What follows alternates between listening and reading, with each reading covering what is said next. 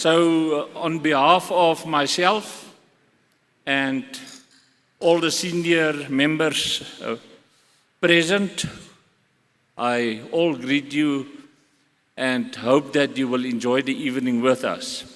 By means of hands, I just want to ask you, who of you are English speaking? There's few of you, but because of our guest of honor, Col Chris Wyatt, and I've spent 4 hours today with him at the Voortrekker Monument, so don't let he mislead you. He can understand Afrikaans, so he can lekker skinder agter julle rug, so don't think he's not listening what I'm telling you. What was quite interesting, since we left this City Lodge Hotel, there was about 4 foreigners that, or South Africans, but foreigners for him, that come from a side and say, but you Chris Wyatt. So Chris, a big welcome to you, and we really appreciate your presence here tonight.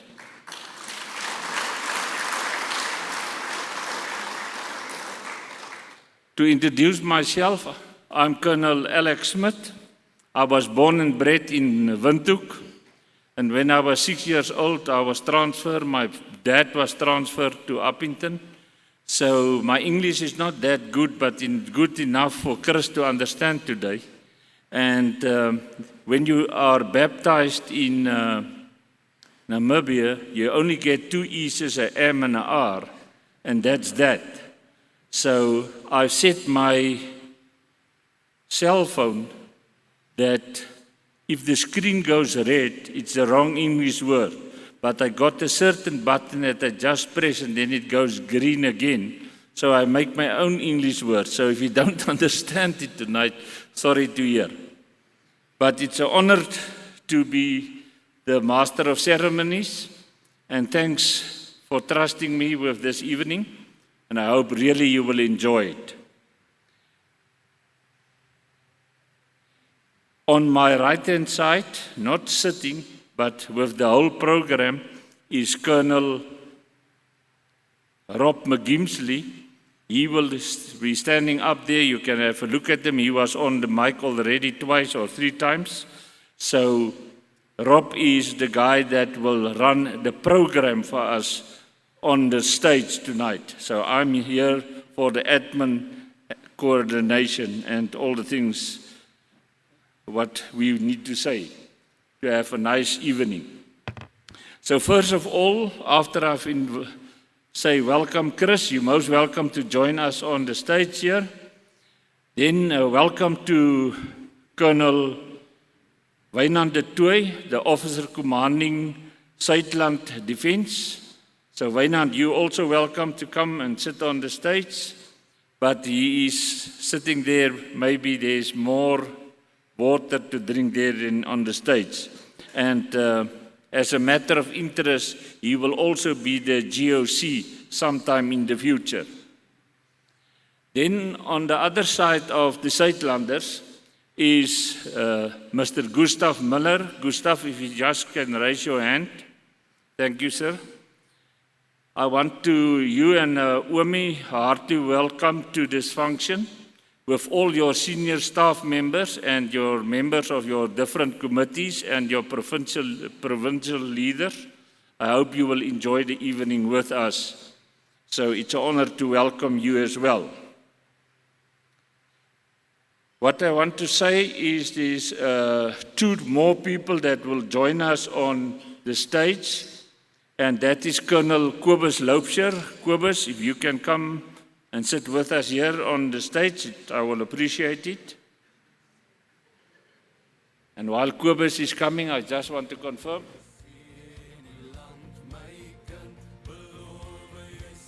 And then from somebody from Laingsburg, Colonel Albert Murphy. He is also called His Honorable Advocate Albert Murphy. So Albert, welcome to the stage, sir.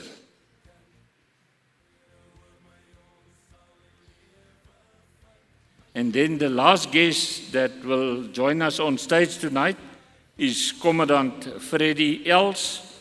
Freddie, welcome. Please come and have a seat with us here on the stage.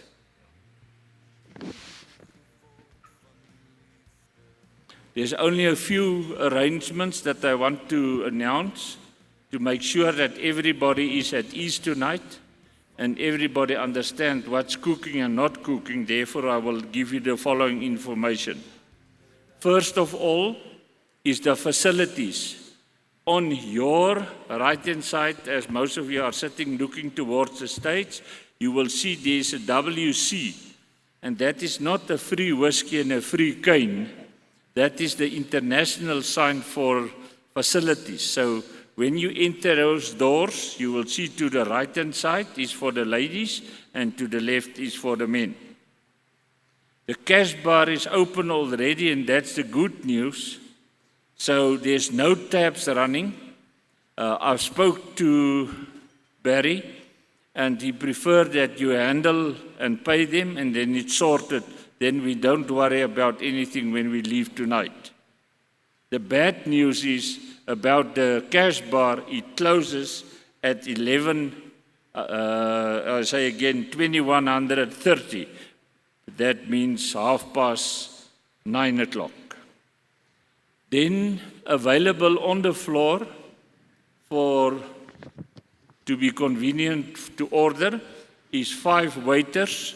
Please be patient with them, help them, and make sure that you give them the smallest change available for them to run the cash bar at the easy way. Then with referral to the cell phones, there is no option to use your cell phone while we are busy tonight with the function. First of all, don't phone, because it interferes with the streaming that we are recording. We try to stream it live, but we can't do it because the Wi-Fi is not strong enough in this area. I went so far today to discuss it with technical guys, and they say it's just too low. If we don't have a fiber, you can't really use it from here. Therefore, the people that promised that we will run it by live streaming tonight, you can just note that we will record it in full and that we will then put it on YouTube as soon as possible. With regards to the question policy for tonight, it is a discussion between my guests on the stage here. So you can ask questions, but we will do the questions at the end of the evening. So there is 2 floating mics available. So the people that want to ask something when we almost finish, we will send the mic to you and repeat the question, and then one of the guests will answer the relevant question. About the questions, you must remember this is not a political gathering, so don't make statements or make stands or personal attacks on nobody. And that is just to be polite, to have a nice evening with any incidents. For medical purposes, if there's anything wrong with you and you feel not at ease or something is wrong, chest pains or whatever, you see the bar. There's one door to the front of the bar. The medical support point is there, and Adrian will run it for us. Adrian, kan jy ons net 'n hand gee? Just show me. So there's the medical point there. With regards to fire, if anything happens, something got at the back of the wall, on both sides you will see there is extinguishers with the doors, so you can have the. Talking about fires, for those people that are interested in smoking, there's a designated area outside the front door where you can go and smoke. Although on that door there's also a sign designated smoking area, but please don't use that one. On the request of the venue manager, they ask that we smoke in front of the building. If there's any emergency, the front building is also, in front of the building is also the assembly point where we will all gather. If there's maybe a possibility of an attack, and we can never say never is never, then everybody goes to the ground, keep quiet as far as possible, observe, and then the security will handle the situation. So that is the arrangements for the evening. And then the last question or the last remark is, whenever you want to order something at the bar or you want to go and smoke, be very polite, go softly out, and when you're there, enjoy it and come softly in, so that we don't interrupt the speakers that is on the stage on that moment. So before we start the evening officially, I asked Mr. Gustav Müller, the founder, member of Suidland, Suidlanders, to please come and open the evening for us with reading the word and a prayer. Gustav Müller.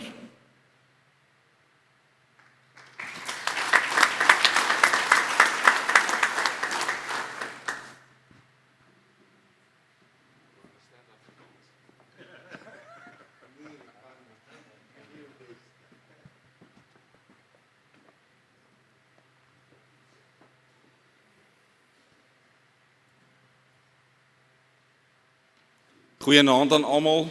Van my kant af ook baie welkom. Dit is 'n voorreg om hier voor te staan. Ek dink terug aan 'n prediker. There was once a preacher, Chris, and welcome to you too, also from the US again.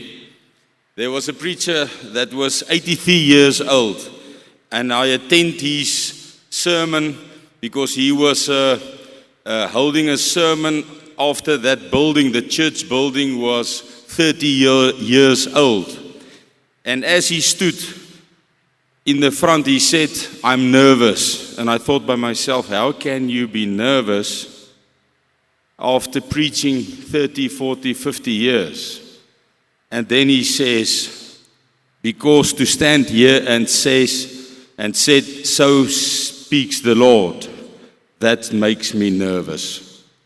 And that is how I feel at this moment. I'm honored to be here in front of you, but always nervous, not because of you, but to read out of the Word of God and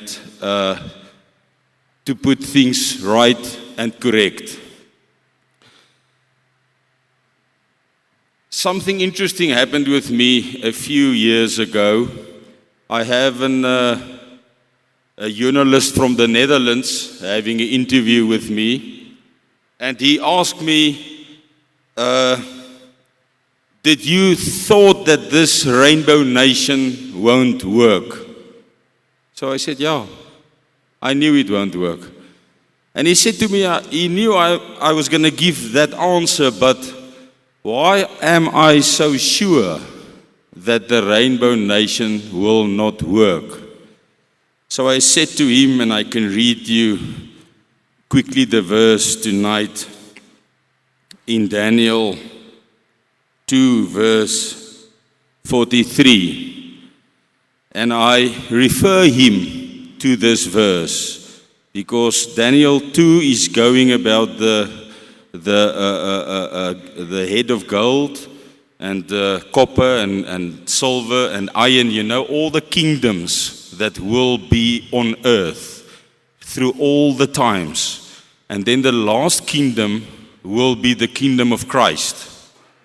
And I answered him, said, I knew the Rainbow Nation will not work because verse 43, that last kingdom of earth, on earth, the kingdom where they would try to mix clay and iron,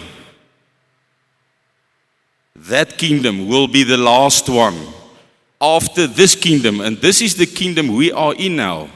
This liberal, trying to mix clay and iron. And verse 43 say to us, and whereas thou sawest iron mixed with murky clay. They shall mingle themselves with the seed of men, but they shall not leave one to another, even as iron is not mixed with clay. And you must remember, this is what God speaks to Daniel. He's just an instrument. And he said, clay cannot mix with iron. In Afrikaans sê hy, hulle sal deur menslike gemeenskap probeer om vermeng te raak, maar klei kan nie aan yster vasklewe nie. Dis God wat dit sê. En hulle het biljoene dollars, biljoene rande, they invested billions of dollars in this liberal trying to mix this clay and iron. And we are all witnesses tonight. And even that journalist acknowledged that it didn't work. The Rainbow Nation didn't work. And saying that, I just want to read 2 other verses for you. And that is in Daniel 12 verse 4. But thou, O Daniel, shut up the words and seal the book, even to the time of the end. Many shall run to and fro, and knowledge shall be increased. And then I want to read to you in Jeremiah 30, the last verse. The fierce anger of the Lord shall not return until he have done it. That's his master plan at the end of days. Until he has done it, and until he have performed the intents of his heart. In the latter days, ye shall consider it. So wat ek by u wil nalat vanaand, al die gaste, almal van u wat hier is, in Jeremia 30 die laaste vers sê hy vir ons, dat God se toorngloed sal nie bedaar, sê in Afrikaans, totdat hy die raadslaaf van sy hart gedoen het nie. Hierdie derde wêreldoorlog wat ons nou sien besig is om te eskaleer teen rasseskrede, nie meer weekliks of maandeliks nie, nie meer weekliks nie, nie meer daagliks nie, maar uurliks. Hierdie eskalasie, as jy die woord gaan lees, dan sal jy sien in hierdie laaste, daar roep God die swaard op. Hy roep hom op. En ook saam met sy natuurrampe, sê vir ons baie duidelik in die woord, in Esegiel 8:39. Ek gaan nie dit alles sê, dit sal lank raak, te lank raak. Ek is nou so te sê klaar, wat ek vir u wil nalat vanaand hier, is die toekoms wat ons nou ingaan, is baie van opgeskrywe in die woord van God. En ons lees dit in vers 4, Daniel 12, waar hy vir Daniel sê, hou dit verseël, shut it up, until the end of days. Dan sal mense dit deursoek, en baie sal tot die kennis kom. En wanneer jy hierdie tye wat ons nou in is deursoek, en kyk wat om jou gebeur, dis soos iemand nou die dag vir my vra, gaan Putin verloor in Oekraïne? Toe antwoord ek om met dieselfde energie as die joernalis oor die vermengingsleer. Toe sê ek nee, hy gaan nie verloor nie. Want dis die slag van Gog en Magog. God gaan hom oproep en hy sal hom eers verslaan op die bepaalde tyd, wat nog nie nou is nie. Hy sal sukses hê, tot daar waar God die een wêreldorde verwoes het, en dan sal die Oosblok ook nie as 'n magtige krag uit hierdie ding uitkom nie. Want Esegiel sê vir ons, God hak hom, en hy bring hom oorlog toe. Want die een wêreldorde is te sterk vir ons. En God hak hom met 'n hak, om hierdie een wêreldorde letterlik aan flarde te kom skiet. En dis wat hy gaan doen. Kom ons buig die hoofde. Ons Vader wat in die hemel woon, dankie Vader dat ons hierdie aand nie uit gewoonte met skriflesing en gebed open nie, my Vader. Want dis die verkeerdste ding om te doen, is om u hier te hê uit gewoonte uit. Nee, my Vader, ons verwelkom u as die eregas van hierdie aand. U is welkom hier. Ons gee u die ereplek hier voor op hierdie verhoog.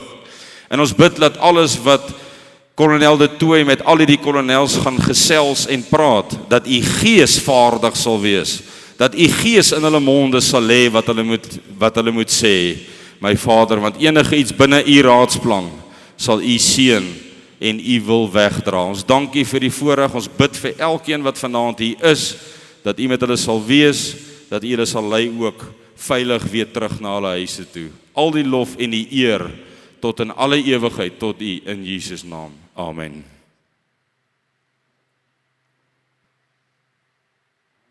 Dankie Alex.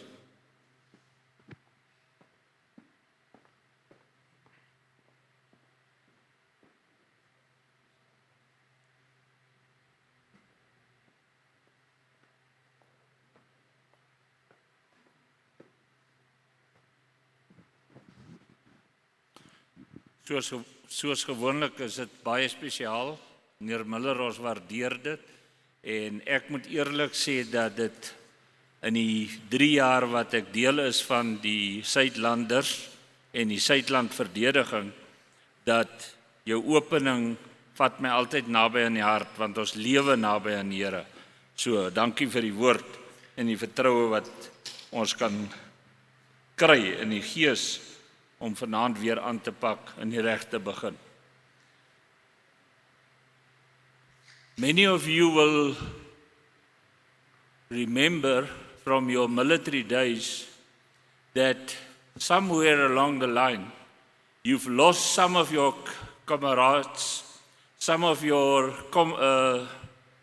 friends, maybe on a specific operation or in a specific operation.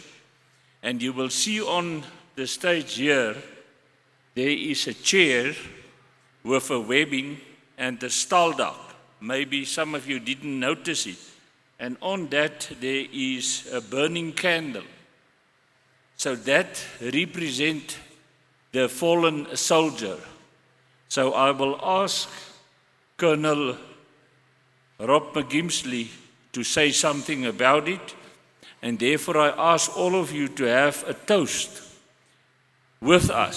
So please prepare your glass to drink something on the fallen soldier. So Rob, over to you please.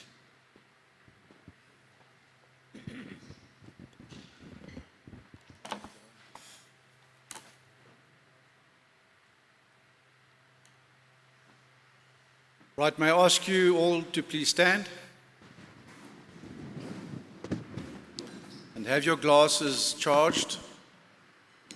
I'm going to be reading the following. For those that did not return, for those who have since passed on, they shall grow not old, as we that are left behind grow old. Age shall not weary them, nor the years condemn. And with the going down of the sun, and in the morning, we will remember them. We will remember them.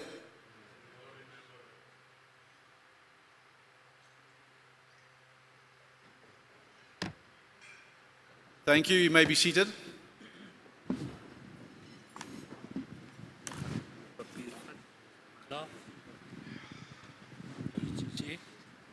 It's now my pleasure to hand over to Colonel Rob, and he will carry now on with the handling of the rest of the program. And I will see you after the evening, and I will do the thanksgiving and all the necessary things to say to end the evening. Ladies and gentlemen, a very warm welcome to you all. This is our second fireside with the colonels. If you remember well, we had one in September of last year. So a very warm welcome to you all, and it's an honor for us to have you all here with us tonight. What I want to do is I want to handle the program with you all. Jan, have you got it? That's it. If you look on your left and right, there's the big screen. I'm going to go through the program because that's important that you follow the subject that we're going to discuss. And then at the end, there'll be time for questions. There's 3 roving mics that will be sent around so that we can then close off with whatever is needed to be said. Then I'm going to discuss the aim of the evening. And then I'm going to call up Colonel Wynand de Toit to discuss who is Southland Defence and our aim. Then following that will be Col Chris Wyatt. He will talk about a brief introduction on world matters and travels. Following that, I'm going to call up Colonel Albert Murphy. He's an advocate to discuss anarchy in detail so that you understand exactly the situation regarding anarchy, because we all have a different opinion on anarchy. Following that, we are going to have a break. First break, 15-minute break. For the smokers, there's a place at the back, already mentioned by Colonel Alex. Then we'll continue with the actual evening, and the points that we're going to discuss are political matters. Internationally first, it's always good to start on the outside and then work back to South Africa. There are the points there on the board. On the screen, it's Russia, Ukraine influence and influence in South Africa. Who is the provocator behind these wars? The New World Order and the strategies that are following. And then we're going to come locally to South Africa. Our problems here in the country, the political status today, the coalitions and the treachery that's on the go with all this joint governments provincially. And then, of course, what's very, very important is we're going to talk about the oath of office, the bearers in respect to our Constitution. And what's very, very important is the family itself and our businesses regarding the children, the youth, and their future. And, of course, the farmer tax that we're all well aware of, and the readiness at these farms. And then we have a second break, again 15 minutes. There following, we'll do the threats, the state failures, and then we're going to come to solutions, possible solutions, and the way forward. Immediate stuff that we can do, immediate solutions, and then, of course, short-term and long-term. And then, after that, we will have a period where we will answer questions from the floor, and then the closure will be by Colonel de Toit. He will then close the function. We're talking about in the region of 10:30, 22:30. It may even go up to 11 o'clock due to the late start. Thank you. Right, let's talk about the aim tonight. Why are we here? Now, to start off, as you can see, the evening tonight has got a name, Stand in the Door. So I just want to give a bit of background on the standing in the door. Tonight, we are all paratroopers. All of you here tonight are paratroopers. Now, visualize, you've got your helmet and you've got your parachute, your reserve in the front, and your main parachute in the back, and you've got your kit and your rifle and your radios and all that stuff. And you're in a linear formation, and you're busy walking up the rear end or the tailgate of the C-130, and you take in your seat place. And the seats there are bucket straps, cargo type straps, actually quite comfortable. You sit down there, and then you got your thoughts. You know, you're thinking about, okay, now what am I going to do on the other side? You go through all the drills and stuff that you need to do. And then the props start up, and the C-130 takes off, and everybody's clapping, and they say their songs and cheers to boost some morale. Because it's quite an experience in the plane. As you know, you've got to jump at some stage. Then you climb to the right altitude, which is about 800 feet, and then you wait, and there's silence, and then you wait for the command. And it says, the dispatchers will say, stand up, hook up, and then your heart starts beating. You stand up, and you take your strap, and you hook it on the cable. And then while you do that, you look at each other, you look at the your buddy, and you check his equipment, and he checks yours, or you check your stuff, you check each other. Starting from the helmet, going right down, making sure everything is tight, nothing's loose. And then the next command that comes to you is, stand in the door. Then you move up, you shuffle up, and you stand at the door, and you wait for that green light. Now, why am I saying this? Is when you leave tonight, you have to decide for yourselves, for your family, and for your business, where are you? Are you still outside the C130, shopping, looking for a new car, looking for a house, or a new set of golf clubs? Or have you started packing and moving up that tailgate? Or are you sitting down, waiting? Or are some of you standing in the door? Thank you. Right. I want to call up Colonel Wynand Toit to talk to you about who is Suidland Defence and what is our aim. Colonel Toit.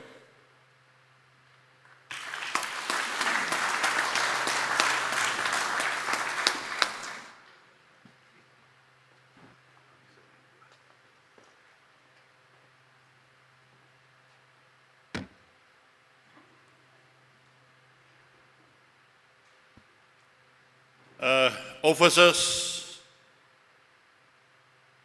Mr. Müller, provincial leaders of the Suidlanders, ladies and gentlemen, for a guy from the west coast of South Africa to stand here and speak English is a very difficult and hard thing to do. And I hope all of you can hear very well and very clearly. And I want to start off tonight by explaining something. You know, we had a very successful gathering, very much similar than tonight, in August of 2022 in Uppington, where we had the first Kampvuur stories, Mary Colonelle. And everybody asked me, when can we do it again? And I said, well, when will Chris Wyatt be here again? And then we got a surprise a couple of months later when he let me know that he is back in South Africa, and that's why we are here tonight.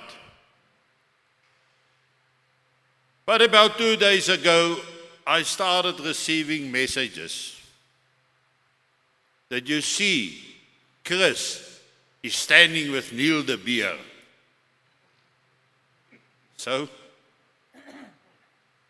did you see Chris meet or met? Julle moet my Engels maar verskoon hoor. Chris met with AfriForum. He met with Musi Mamaini and several other guys. I said, so what's the issue? No, but he's definitely not conservative. The fact is, ladies and gentlemen, Chris is a journalist. First of all, he's a veteran, an ex-soldier, but now he's a journalist.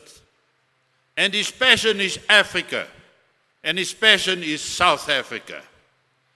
Chris is the person who knows more about South Africa, the politics and the situation in South Africa than anyone else I know.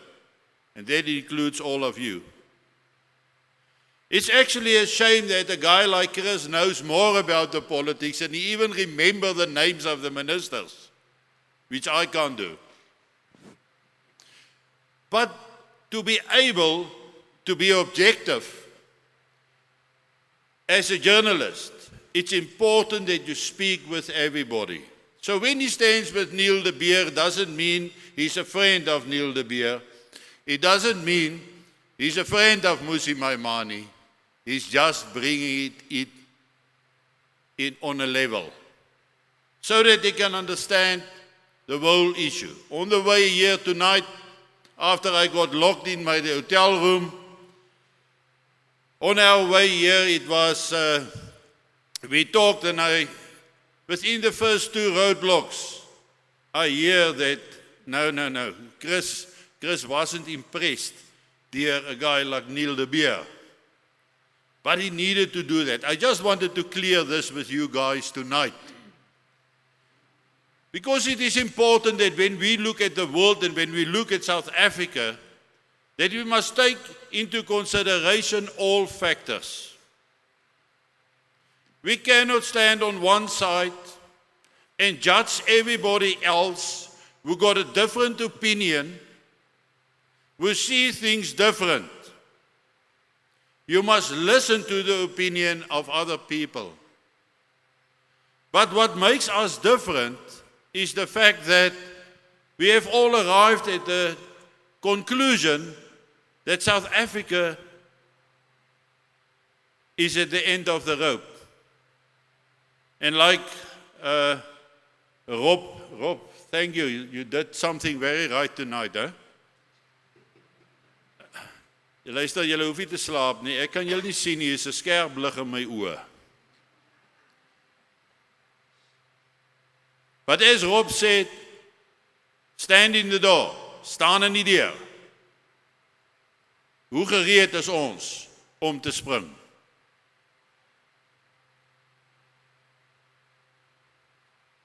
Maar om te spring moet ons al die kennis hê. Ons moet weet waaroor dit gaan.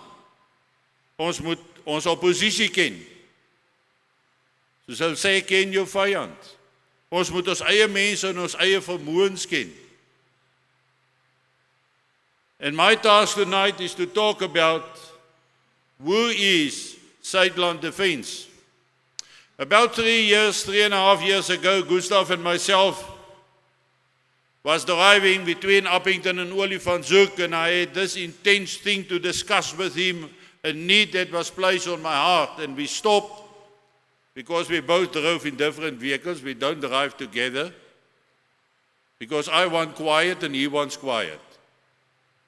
So we stopped there at a place, and I said to him, I think it is time that we move forward. I got this feeling that we should start a proactive defense leg for the Suidlanders, and hence there Suidland Defence was born. There was 2 members, me and Adrian. Waar is jy, Adrian? Me and Adrian was the 2 members. We are 3 years later, and Suidland Defence currently are more people that was ever employed or deployed on the border of Angola during the border war, the Bush War. And I think that's a tremendous growth that we have shown.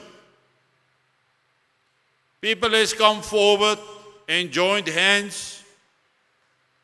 The senior guys on whom I depend are excellent.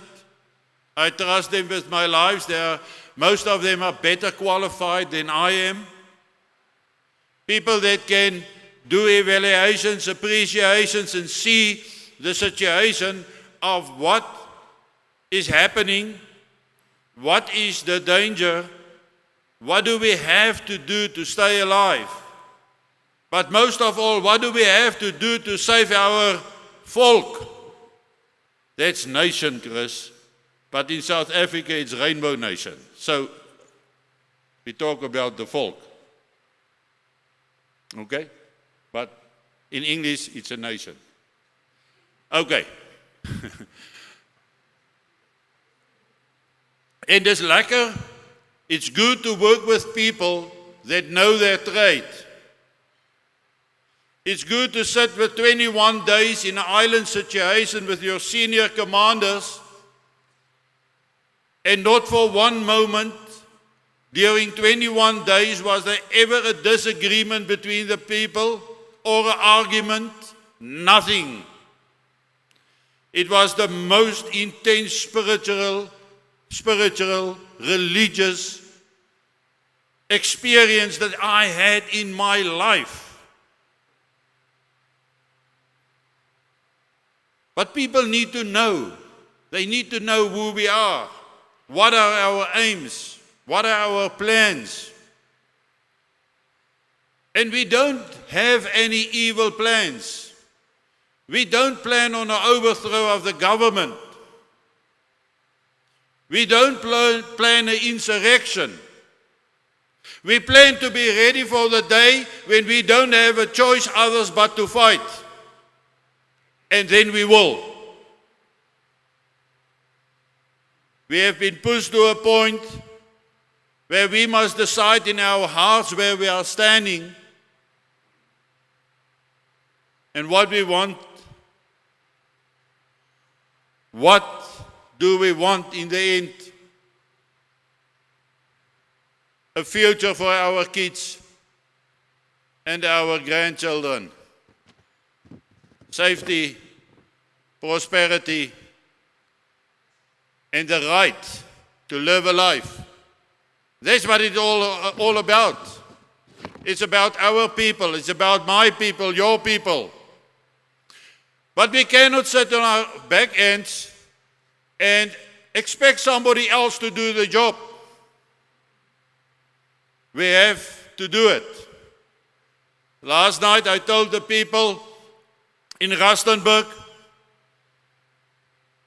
hou op om op jou gat te sit en staan op en kom werk.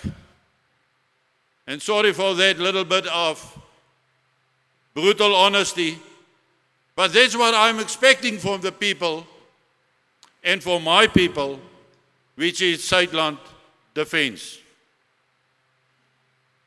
There's a tremendous task ahead of us, and the Lord is providing whenever we need, for which we are grateful. Waldi is sitting here in the front. Waldi, where are you? Waldi is the provincial leader there in Middelburg, a civilian. I asked Waldi one evening, I said, Waldi, why are all the Suidlanders very poor people? He said, no, he don't know. I said, because if we were rich, we wouldn't have been here. But the Lord knows that we have to be here to fight the battle that is coming our way if we want to protect our families, our values, our culture, our language. So although I'm speaking English tonight against my will,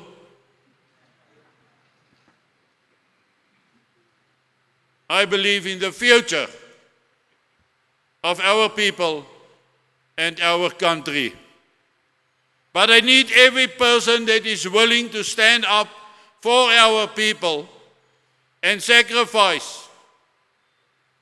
Without sacrifice, there's no gain. Without sacrifice, we will get nowhere and we will go down in the history as a once-off nation that used to be great. If we want to be great again, if we want a future, we will have to work towards it.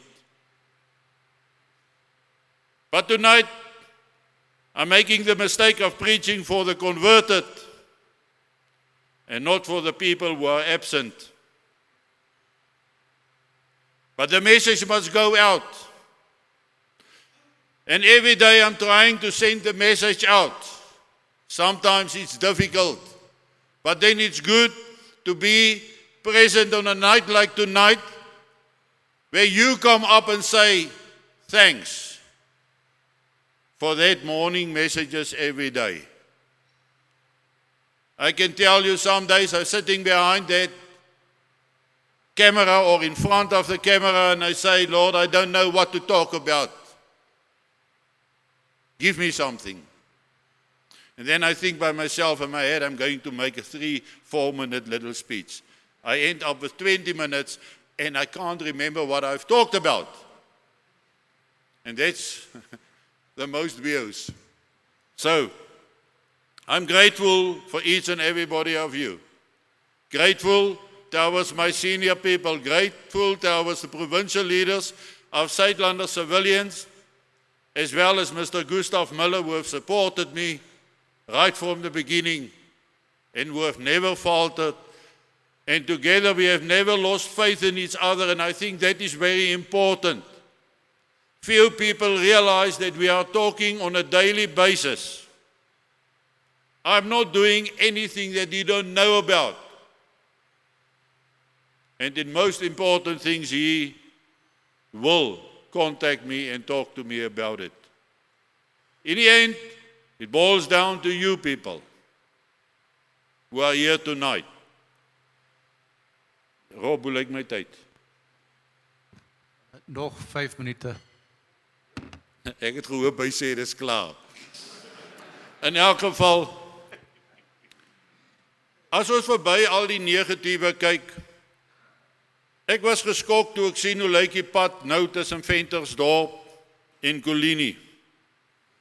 Die massiewe slaggate wat daar sit, en ek, toe ek 2 maande terug daar gery het, 2 months ago, Chris, 2 months ago, there wasn't a lot of potholes in the road. Now it's there. Look at the roads here. If you look at the state of the electricity in South Africa, if you look at the state of collapse where we are in, I'm sure that the end is not far away. When we will again have to stand up. We are actually retired people. But if the Lord wants old people to fight this war together with young guys, this war of survival, because we don't have a choice and the choice has not been given, then His will be done. And we will suffice. Tonight we are going to discuss a lot of things. And I hope you all enjoy. You learn something. And just remember to think much wider than we are. We cannot look through a tunnel. We must look wide. We must look nationwide. We must be inclusive of our people nationally and not restricted down to just your little group or family. We got a responsibility, a task ahead of us. Where most Suidlanders, civilians, will be responsible to handle the refugees or the internal displaced people, we will be there to protect the integrity of the more safe areas, and by the mercy, we will be able to do that. I'm going to finish off by thanking all my senior people who is standing with me, who is always there. We will again, in 2 months' time, 2-3 months' time, we will have another a strategic appreciation of how does the next 5 years look, how does the next 10 years look, because we must be able to see the threats in advance.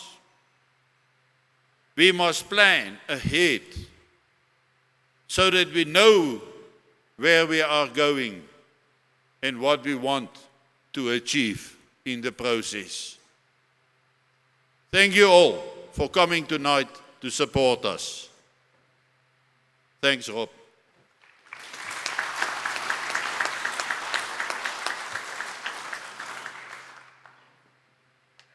Ladies and gentlemen, let's just give Colonel Toit another hand.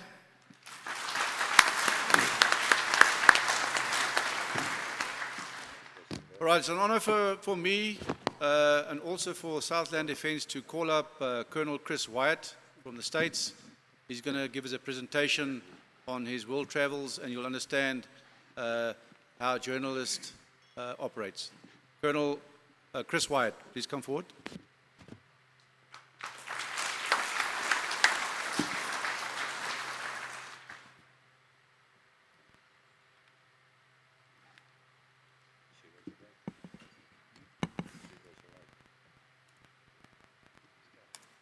Microsoft.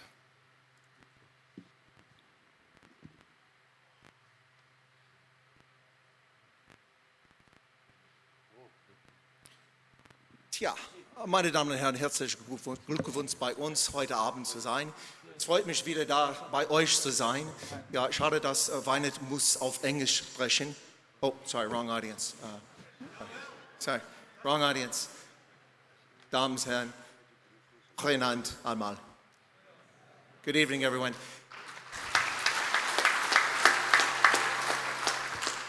I'm Colonel Chris Wyatt. I think a lot of you know me. I don't know all of you, so my apologies if I don't recognize you. But I thought that by cutting my beard, I might be incognito, but it hasn't worked. People still recognize me. So I was asked to talk a little bit about myself, and let me apologize before I go any further, because if you watch Wynand's broadcast and you watch my broadcast, you'll notice that there's no trophies, no plaques, no awards that we put behind ourselves. We just present ourselves. And behind my shelf, you'll find books and things that are important to me. I don't spend a lot of time boasting about who I am. So I feel a little sheepish about talking about who I am now, because, but it's necessary so people understand who I am. These photographs are from my last trip to South Africa in August and September, down along the East Coast, and we had a bunch of meet and greets. On the next slide, we've all come from somewhere. I didn't just, come out of the womb like this with this shaggy beard. These are a couple pictures of me when I was a small boy. I was 14 in Ohio with my horse there. It looked like I'm about 7 years old, if you notice that. And the other one is me at the age of 16, just before I went to university with one of my heifers, Frida. Just to show you, I lived on a farm at this age with no electricity. So there was no load shedding, we just didn't have electricity. I also fetched water from a cistern. That doesn't sound bad until you realize that we have winter for 6 months with snow up to here, and I was only this tall. So carrying the water through the snow and the ice was not pleasant, and we were very poor. I received free lunches at school, which sometimes was the only meal of the day. And so I just mention that so you understand where I come from. Now, I'll try to get through this quickly. This is just some of the different things I've done in the military and a little bit besides the military, some of my postings and deployments. I started my career as an enlisted soldier after a year at university, which I squandered. I didn't really study. From the rank of private through sergeant, I was in the Signal Corps in Germany. Then I went back to the Ohio National Guard, where I was a sergeant, and then a cadet to become an officer candidate. I became commissioned in 1989 and assigned to the Military Intelligence Corps, which as a male was very difficult because women weren't allowed into combat arms, so they had first priority for things like signal and intelligence. So I had to perform very well at university and in my military practicum in order to become an intelligence officer, which is what I wanted to do. And that was what I was all the way from a second lieutenant to a full colonel, or full bird as we say in the U.S. military. And I always wanted to be a foreign area officer, a regional specialist for Africa. So these were some of my assignments: 3 tours in Germany. You can see in the 1980s during the Cold War, at the end of the Cold War when the Berlin Wall fell, an interesting time to say the least.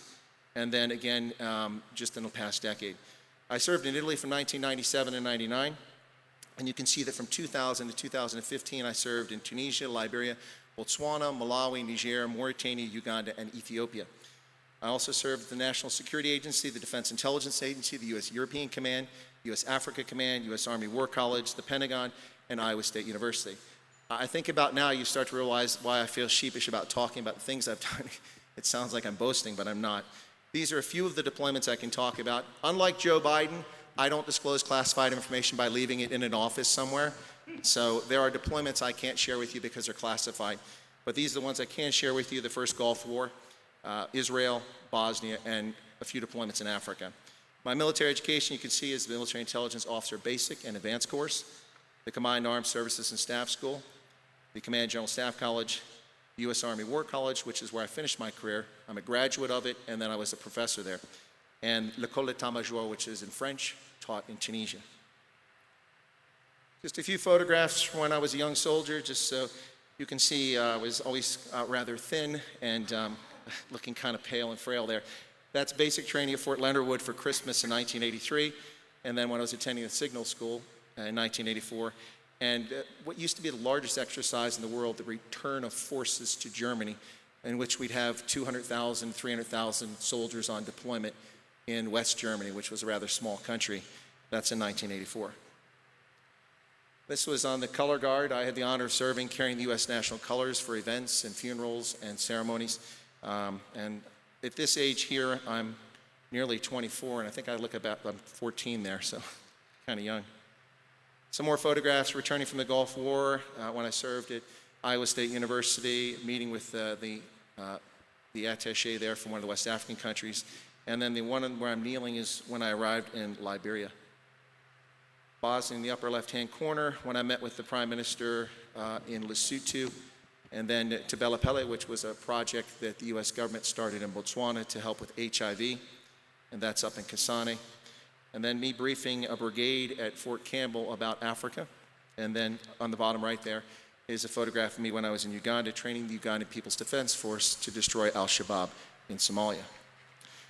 On the left-hand side here, you see a photograph of me in Liberia giving a speech, flying in a helicopter over the Okavango with the Botswana Defense Force. And then there's my fruit salad ribbons that you can see on the uniform there at the War College graduation. Just so you get a better feel for where I've been in Africa, if you look at this image here, you'll see that my assignments are the purple buttons: Tunisia, Liberia, Botswana, Malawi, Niger, Mauritania, Uganda, and Ethiopia. You can see that I've had experience working and living in most of the continent.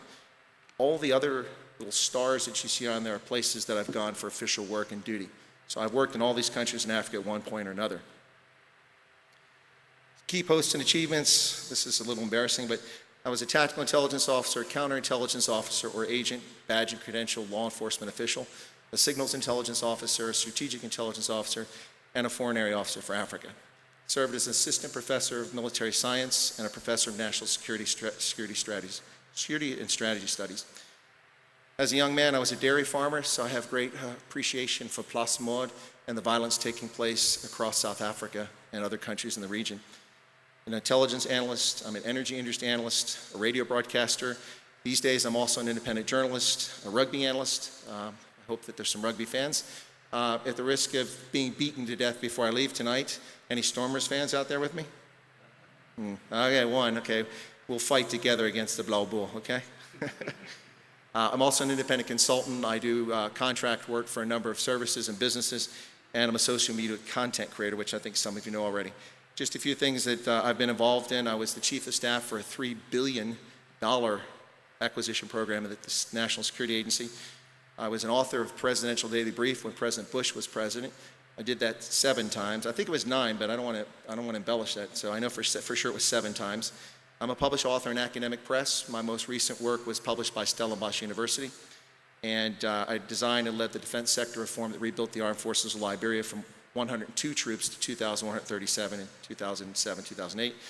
I conceived and led the effort to develop a professional intel enterprise for Botswana, which had intel operatives that were not really following the law. They needed some help, and I helped with that. I do speak 6 languages to varying degrees of proficiency. Ik praat nie Afrikaans nie, maar ek verstaan. I can read it and understand it, but I have a hard time keeping up, particularly with the Highveld accent. You know, it's a bit challenging for me. It's a little easier down in the Western Cape where they're more posh, and I can understand the accent down there. So, anyway, that's a little bit about me. As far as the world, I've traveled much of the world. The 2 places I don't have a lot of experience is in Latin America, and I'm not interested, and in Asia. And by and large, I'm not really interested. To me, the place that is most important, and I know that I'm in a boat mostly by myself outside of South Africa, is Africa itself. And my first love in Africa is Southern Africa. I first became interested in it during the campaigns in Angola and Mozambique when I was a young man in the 1970s following it, and then watching Rhodesia as well, and then the frontline states that South Africa was combating in the fight against communism and so on. And I read a book in 1980, if you're wondering why I like South Africa so much, called The Covenant by James Michener. That book is historical fiction. It takes real figures like Paul Kruger and others and real events, and he writes fictional characters to weave a story.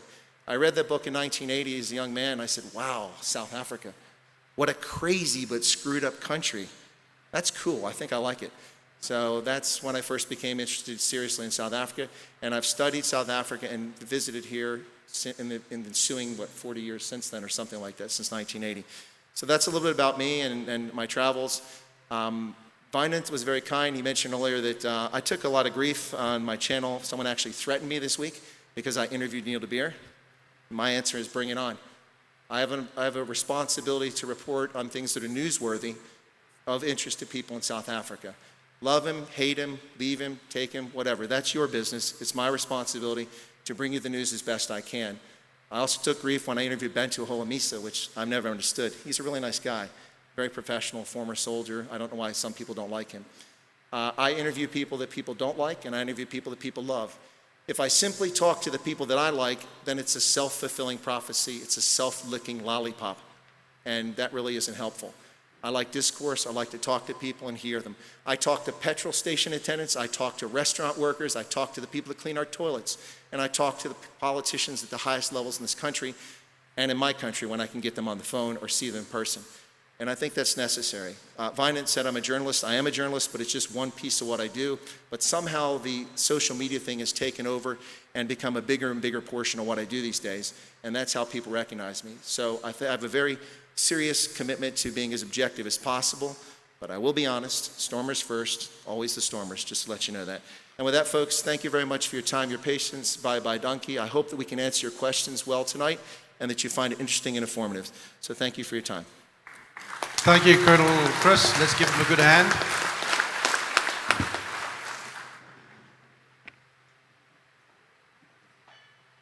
Right, next up is Colonel Advocate Albert Murphy. He's going to talk about anarchy, and this is where we need to turn on all the lights, take out our pocketbooks and our pens and make notes. This is very, very important now, what's going to follow now. Let's give Colonel Albert Murphy a hand. Colonel Albert Murphy.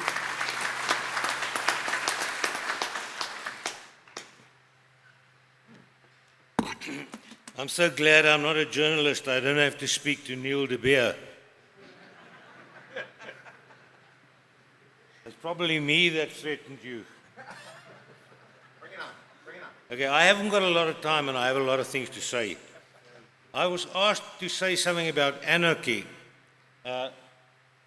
You can go to the next slide. I'll just go. I'll go that way or that way or that way. Okay. All right. Yeah, that one. Normally, especially the NG dominees and the Gereformeerde Kerk dominees, they like this thing to go back into Greek or Hebrews and so on, and they sound very, very clever. So I think I have to sound clever as well. So I took the word energy and I looked at the Greek origin of the word, and it says an and arkos. An meaning without, and arkos meaning chief ruler.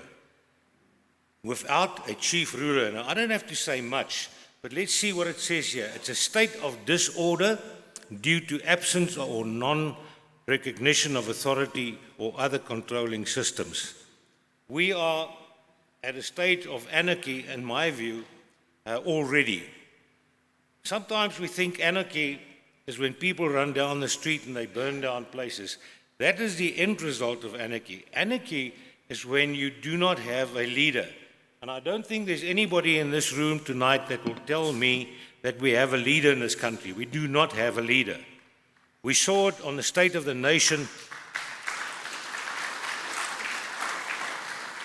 The State of the Nation address and the pathetic performance of this man is unbelievable. And I was driving up yesterday, coming up from Lanesburg, which is a hell of a long way from here. And unlike the water that you see up in this place is as dry as anything. I haven't seen rain in many, many months down there. So there's no flood there. But be it as it may, sitting in the car, they played the State of the Nation address of Ramaphosa in 2017 when he became president. And I thought to myself, I wonder if he actually listens to the nonsense that he gets across and the lies that he's spreading. But so we've got a situation in South Africa, you can go to the next slide, that we sit without a leader, we sit without leadership, not only without a leader, but without a leading party leading us forward. Now, a very clever German, Friedrich Nietzsche, said the following: anarchy as a political concept is a naive floating abstraction. A society without an organized government would be at the mercy of the first criminal who come along and who would precipitate it only. My English is slightly better than the West Coasters. Okay. I actually grew up here in Pretoria, so ons kan bietjie Engels praat, jy weet. Maar daai ouens daar op die Weskus, ek skud net baie keer my kop as hulle begin Engels praat. As ek nee jong, kom ons praat Zulu. who come along and who would precipitate it into the chaos of gang warfare. Nou, ek wonder of Nietzsche hierdie ANC in gedagte gehad het toe hy hierdie definisie geskryf het. But the possibility of human immorality is not the only objection to honor anarchy. Even a society whose every member was fully rational and faultlessly moral could not function in a state of anarchy. It is the need of objective laws and of an arbiter for honest disagreements among men which necessitates the establishment of a proper government. So ons weet, we do not have a proper government in this country anymore. There is absolutely not a government. And we want to go, I'll go to the next slide, and this is the one in Afrikaans. Sorry, you can think about your chat to Neil de Beer while I'm reading this, Chris. Okay. Openbare geweld is die wederregtelike en opsetlike verrigting tesame met 'n aantal persone van 'n handeling of handelinge wat ernstige afmetings aanneem en wat bedoel is om die openbare rus en vrede op 'n gewelddadige wyse te versteur of 'n inbreuk te maak op die regte van ander. Dit is die eindresultaat. That's the end result of anarchy. We see all over the country on a daily basis these things are happening.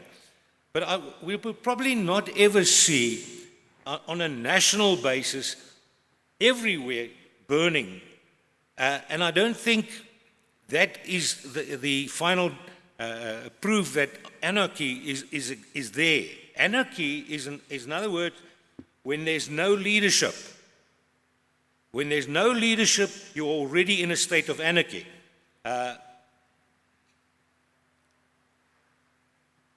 We learn a lot from the old Romans, and Marcus Cicero said, there exists a law not written down anywhere, but inborn in our hearts, a law which comes to us not by training or custom or reading, but by derivation and absorption and adoption from nature itself, a law which has come to us not from theory but from practice, not from instruction but by natural intuition. I refer to the law which lays it down that if our lives are endangered by plots or violence or armed robbers or enemies, any and every method of protecting ourselves is morally right. This is a very, very important message.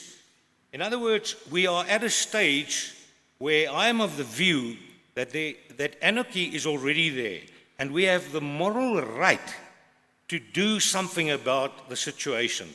It's not going to fall in our laps. We will have to take some kind of action, whatever action it is, if it's protest or whatever action, but we need to think, and it's important, if I look very closely and intensely, you can put the next slide up, at the Constitution, because that's the basis of our society. The Constitution has got about 34, I think 34 chapters in total.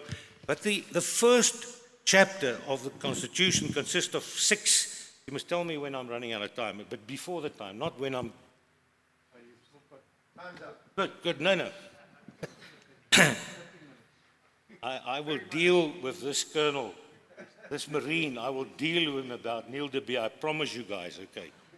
Later, after this meeting. You're probably a Lions fan too, aren't you? Any case, but why I want to get to this part of the Constitution is to show you how absolutely we've lost track in this country of proper government. If you look at chapter 1 of the Constitution, you can go to the next slide, the basic founding provisions of the Constitution is first human dignity, the achievement of equality and the advancement of human rights and freedoms. Secondly, non-racialism and non-sexism. And then thirdly, supremacy of the Constitution and the rule of law. Now, this is very, very important because I am of the view, and I can't understand how this whole BEE thing had ever gotten onto our law books and how we are sitting now 28 years later, and we're looking at the disaster of BEEE. because it's illegal. The whole BEE thing is illegal, and I'll tell you now why. Chapter 1, the first provisions of the Constitution, makes it very clear that this country is based on non-racialism and non-sexism, and that the rule of law is applicable. Now, I can assure you, if we look at the rule of law, it's not applicable in this country anymore. We saw what happened with our Ramaphosa president, that was 3 judges found that there was prima facie evidence that he had committed crimes in terms of Section 36 of the POCA Act, which is the prevention of whatever. I think it's criminal whatever. It's like the worst act that you can think of where that deals with gangs. He's guilty of Section 36 and then also Section 96 of the Constitution. Now, it's 3 senior judges. Judge Nkobo, who I know quite well, he's a very senior judge, he found that. Parliament goes and says, no, he doesn't have to answer to that. That tells me that the rule of law doesn't apply. And if we look at the supremacy of the Constitution, it says the Constitution is the supreme law of the Republic. Law or conduct inconsistent with it is invalid, and the obligations imposed of it must be fulfilled. Now, Chapter 1, Section 1 to 6 makes it very clear. Nothing that is racialistic, nothing that is sexualistic, like you're a white male, you can't get a job, you can't apply for this tender, things like that. It's all unconstitutional. Now, there's an escape clause in the Constitution, which is Section 36 of the Constitution, which says that under certain provisions, the provisions of Chapter 2 of the Constitution, Chapter 2 of the Constitution deals with the human rights. They have a nice word for it, slipped my mind. Hey, by the way, I'm 76. I'm supposed to be in an old age home. And you put me up here to perform like a guy that's still 55 or 52 like some of these oaks. Albert, Okay. sorry, can we just move that slide so the audience can see? Jan-Ray, just move that slide, please. Okay, let me just get to the right slide, man. You must be glad I'm in the right room here. Okay. It's, at my age, it's an achievement just to get to anywhere, Getting up in the morning is already a hell of a thing. Let's not talk any...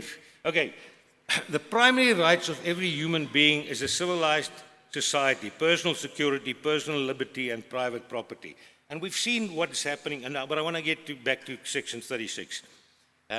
The Section 36 gives the right to the government to change and to skip the provisions of Section 7 up to 37 of the Constitution. But only those sections, no other sections, and certainly not the first 6 sections of the Constitution. In other words, they cannot justify BEE. Now, I sit there in the Karoo on the mountains and below the mountains, and sometimes I speak to the baboons. It's the only decent conversation I get there. And then I say to them, why hasn't anybody brought an application to the High Court to stop BEE? Because it's unlawful. We have AfriForum up here, we have Solidariteit, and they bring all these fancy cases. But this is one important case that has ruined this country. BEE is the very sole reason why this country is at the state where they are. Because of BEE, no other reason. And, of course, the corruption that comes with BEE. But nobody has brought an application to say, hey, this is unconstitutional. And if they don't want to give it to us in this country, it is something that we can run to the United Nations. Sorry, I just want to get to that. There's some nice slides here, but I don't have time to go into them. Just look what Jesus says in Lucas. And this is This is not for the colonel. Wanneer 'n sterk man hom goed bewapen en sy huis bewaak, is al sy besittings veilig. And isn't that what Suidlanders is all about? We say, get your guns ready and make sure that you look after your things and you make sure, here it is, si vis pacem parabellum. If you desire peace, prepare for war. I'm looking for a specific slide here, but I have to throw in this one of my namesake. I have a nicer hairstyle than him, that's for sure. I think brain-wise, he's got it on me, but not hairstyle. Humankind is doomed to self-destruction unless we change how we think. And this is what we have to do. We have to change the way we're thinking. And in this country, we have to change the way we're thinking. We have, as white people, had started accepting things like BEE. We've started accepting the fact that we've been made second-hand and second-class citizens in our own country, and this is our country. Let's not go there. I'll give you a whole lecture about that. But the fact of the matter is, we start accepting it. We should be out in the streets fighting them. We should be fighting them. I don't say go out there with picks and straws and all sorts of things. Don't do that. But fighting them in protest, fighting them in making sure that they hear our version, fighting them in the courts, making use of every possible means we have to stop them destroying our country any further. On Monday morning, I spoke briefly on the radio. Is there anybody here that listens to Radio Groot Rivier? Let me see you. There's one guy. You don't even listen to me. I speak to the wind there. Okay, I'll send out questionnaires to ask people, what did I talk about on Monday? Like Wynand does, he makes sure that you know what he's talking about. He always asks you, did you hear that or that? And you better know what he talked about. Any case, I spoke on Monday about this whole new disaster management thing. It's a new thing for them to steal. It's a new thing that they bring in. They're going to bring in regulations. Believe me, you can watch it. Go and buy your extra beers and extra brandy and wines. They're going to start cutting down on that because the law actually allows them to do that. And they'll find a reason just to frustrate us. They'll find a reason to make sure that the Sabines can make more money illegally, just like they did with the cigarettes. So make sure that you prepare yourself. Change your thinking. Stop just believing and hoping for the best. It has to change up in your mind. For things to change, you have to change. And that is the hard fact of life. Nothing will change unless you change your behavior. Let me just see if there's something else here that I need to tell you that's important. Do I still have a minute? Yeah, you've got 5 more minutes. Oh, wonderful. I can actually crack a joke. Okay. Why I'm saying that we don't have the rule of law, just think for yourself. We had a commission under Judge Zondo that sat for about 6 months or more, I can't remember, it was a hell of a long time. And they found corruption on enormous level, in the amount of billions. But you haven't heard of a single prosecution, not one. Not a single prosecution following out of the Zondo Commission, because that's a smokescreen. Just like these balloons that are flying in America, we'll talk about it later, it's a smokescreen. They are taking your attention away because on this side they're doing terrible things, and on that side they're taking your eyes up in the sky and looking at a balloon while they've done some terrible things on this side. We're going to talk about it tonight. But the fact of the matter is that we've got a president that violated the law. So there is no rule of law. So we are in anarchy. We do not have a leader. We do not have a leading a parliament. We do not have a leading political party. We have a bunch of criminals. The ANC, and I say it here from a public platform, what I'm saying is defamation. And I will say it twice just to make sure that they got it there and they play it to a judge that he'll hear me very clearly. The ANC is a criminal organization. Cyril Ramaphosa is something like the Don, and he's not even a good Don. Okay, he's a dumb Don. Okay. I can actually... The fact of the matter is that we are in anarchy. Now it's for us to decide how far are we going to allow this anarchy to continue. Are we going to wait until the whole place burns down? What exactly is going to be our next move and our next action? Thank you very much. I'm sure you'll hear me more speaking about Ukraine and Russia, because I have a I get a bee in my bonnet oor daai twee plekke. And believe me, I am not a Ukraine fan. I am not a Ukraine fan. So Chris Wyatt is going to have the time of his life here to try. And I know he won't justify his government because they are so wrong in this thing. Not even he can speak to Chris, he can speak to Neil de Beer. But he will not convince me that the United States are doing the right thing in Ukraine. But that's another story. Thank you very much. So now you all know what anarchy is. We're already there. Colonel Murphy, just a quick question before we give you a hand. If you have to look at anarchy out of a scale of 10, where would you say we are at the moment? Out of a scale of 10, 10 being 10, the highest? Is the highest, is worst. We are at 9. The only thing that needs to do, somebody will have to switch the lights off at ESCOM. They're doing it they're switching it on again. They just have to switch it off permanently. All right, so we have it 9 out of 10. We're at 9 because 10 will be the burning in the street. That'll be 10. Then we know. But as far as all the other steps are concerned, they have destroyed every government organization. There's nothing left. There is absolutely nothing left. You name me one government institution that is still operating, still there, forget it. There is just absolutely nothing. So we are at number 9. All they need to do is to finally switch the light off, and then we are at 10. And I hope by then you know your road and you know your route, and you've packed your trailer so that you're ready for action. Thank you, Colonel Advocate Murphy. Let's give him a hand. Thank you.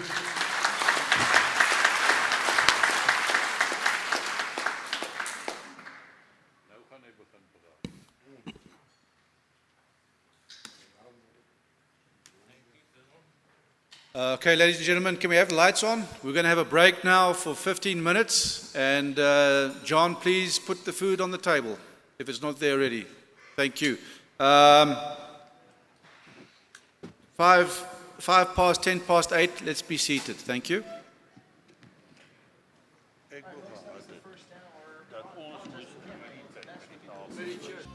Ladies and gentlemen, as we continue going forward with the discussions, you're welcome to carry on with your snacks and ordering drinks from the bar. And then when we go through the end of the process, we'll have a time for questions. Thank you.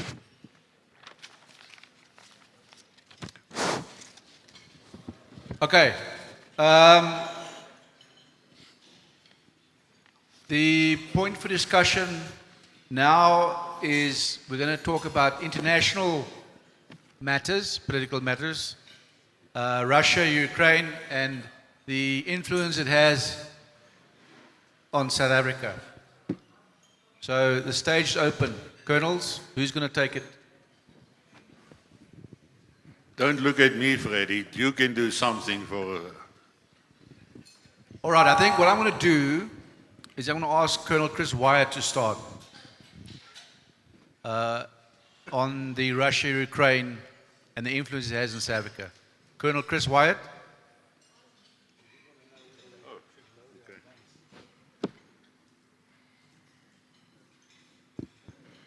Okay. Is this hot? Yeah, it's good. All right. Well, Russia, Ukraine. I started reporting on this Russia-Ukraine thing in 2021 after Joe Biden became president. Putin moved 70,000 troops to the border on Ukraine, and Biden said the following. Said nothing. So I said at the time, this bodes very poorly he's not taking any action to deter the Russians from aggression.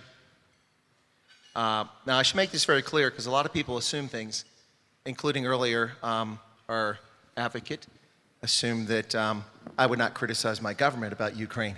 But in fact, the United States and NATO have been fueling a proxy war in Ukraine with their friend who likes to play the piano with his genitalia, the president of Ukraine, Volodymyr Zelensky. From my perspective, all parties are guilty here. Putin, Zelensky, Biden, Jens Stoltenberg, Macron, Boris Johnson before he left, and now Rishi Sunak. All these people are responsible. And to me, from my perspective, having watched this thing build and how it's played out, is I'm just wondering, why the distraction? Why all the attention on Ukraine? All the empty-headed virtue signaling, putting flags up everywhere. If you don't put a flag up, you must be a pro-Putin guy. Total nonsense, total nonsense. I've been calling out my government for months over this, and it's a nice thing to be able to do. As a commissioned officer, obviously, I can't criticize my chief executive serving, if I'm serving in the Army. And so for years, I had to be silent about actions I didn't agree with. But I'm wondering why we're doing this. And I think that Volodymyr Zelensky is the least grateful person on the planet. He recently came to the United States and spoke before our Congress. It's a very rare treat to speak before Congress. Very few international leaders have ever done it, ever. Basically, this is what Zelensky said. Thank you for the $45 billion. It's not enough. Give me more. Wow. Wow. And the things we're doing, I also question. There have been no efforts, genuine efforts by Biden, the State Department, the Brits, the European Union, NATO, anyone, Zelensky, Putin, to have a peace conference or to discuss the Minsk agreement, which should have prevented this conflict. Somebody's fueling this war. Now, in the West, people are waking up to this now, and some of them are going, well, it's the military-industrial complex. Folks, the amount of revenue accruing to defense contractors is not large enough to fuel this conflict, to make it something worth going on. We have left our defense stocks perilously low. We are short on all sorts of ammunition that we've been sending to the Ukraine, and they're not even a treaty ally. We have no treaty with the Ukraine. I'm not a pro-Putin person, but I can certainly empathize with the Russian view. That doesn't justify his actions at all. From the concept of being encircled by hostile opponents like NATO and the United States, but that doesn't justify his invasion. And my point on this whole thing with Ukraine is that I don't see an end in the near future.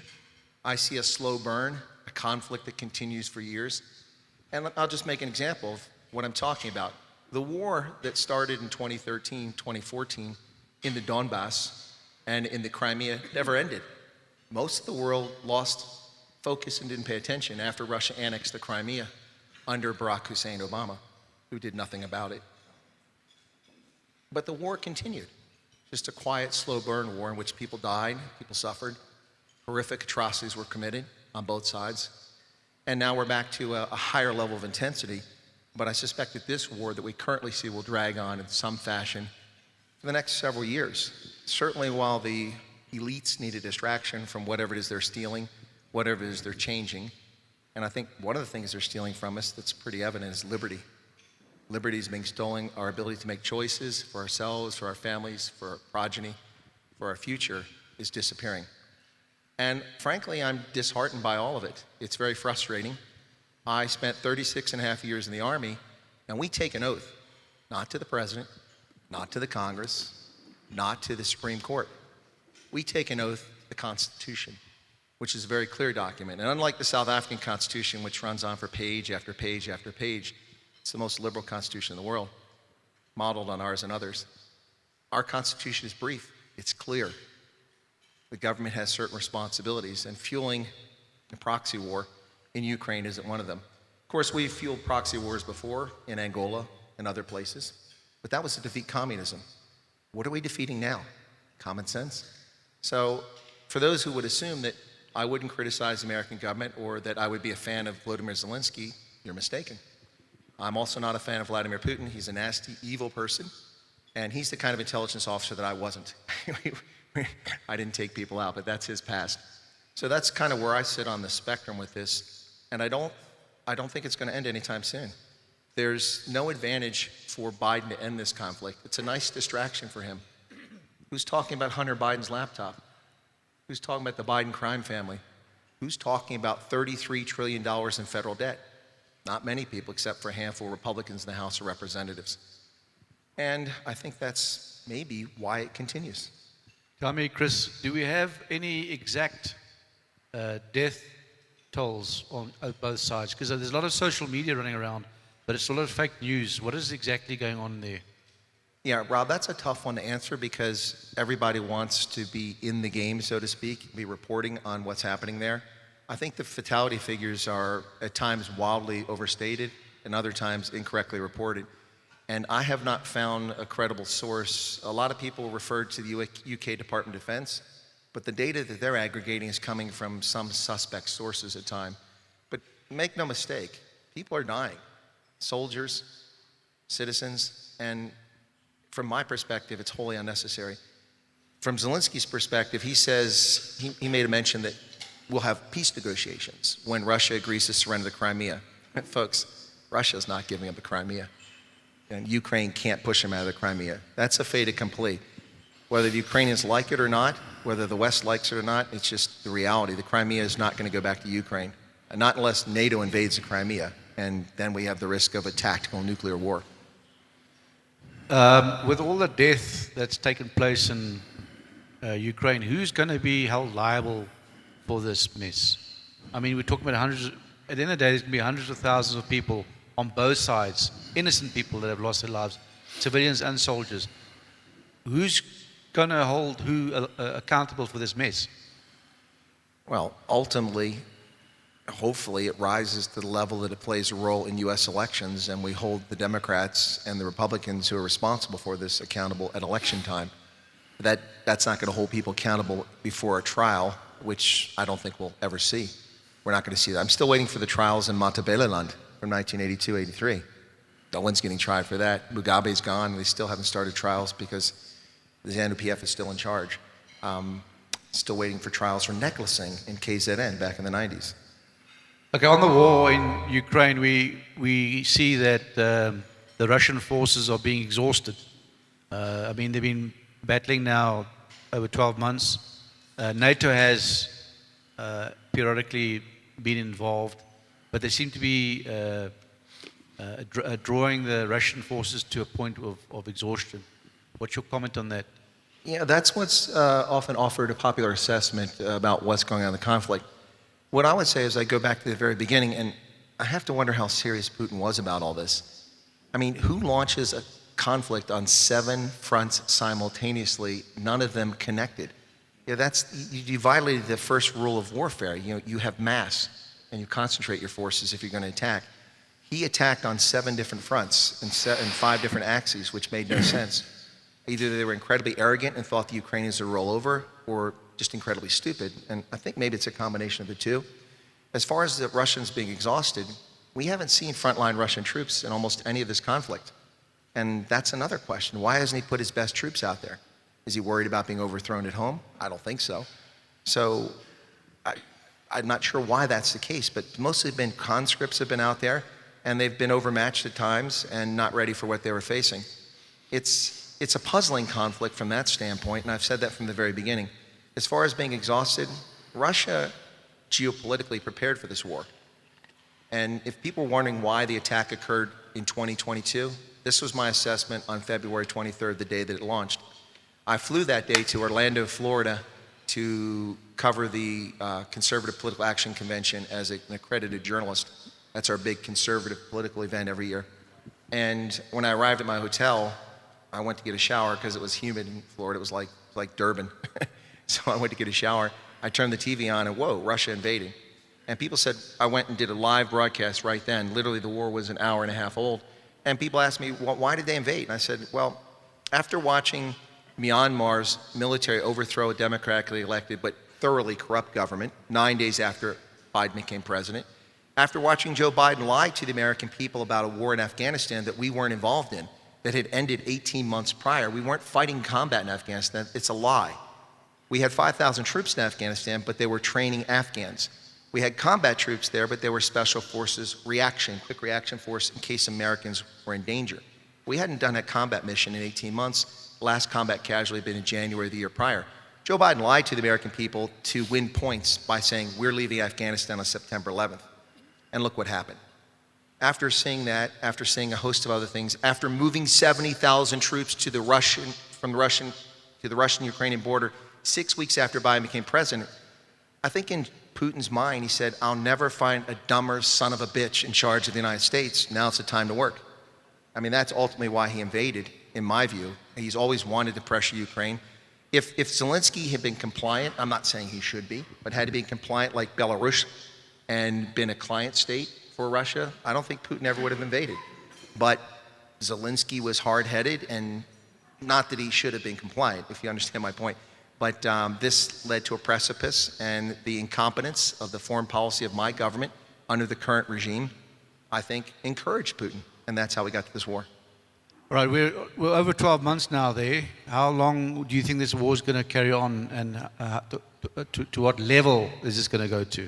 Well, if we have campfire stories every 6 months, maybe 6 more campfire stories.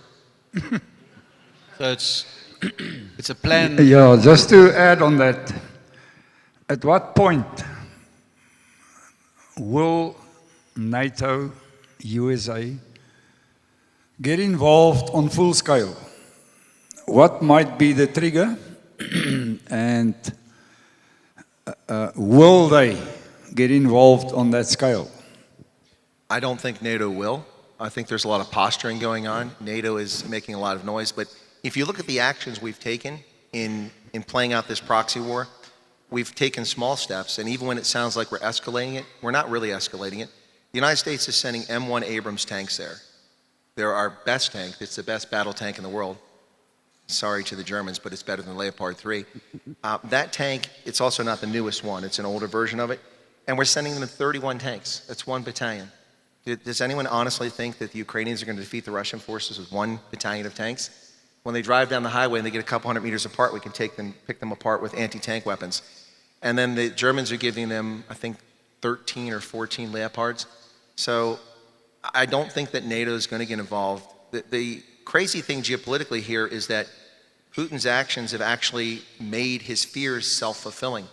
He talked about the expansion of NATO. Now Sweden and Finland want to be part of NATO, and they would already be part of NATO if it wasn't for Erdogan in Turkey, who wants extractions. He wants PKK terrorists to be taken out of Finland and Sweden so he can go back and execute them in Turkey. If it wasn't for that, they'd already be members. And so I think that NATO will not get involved.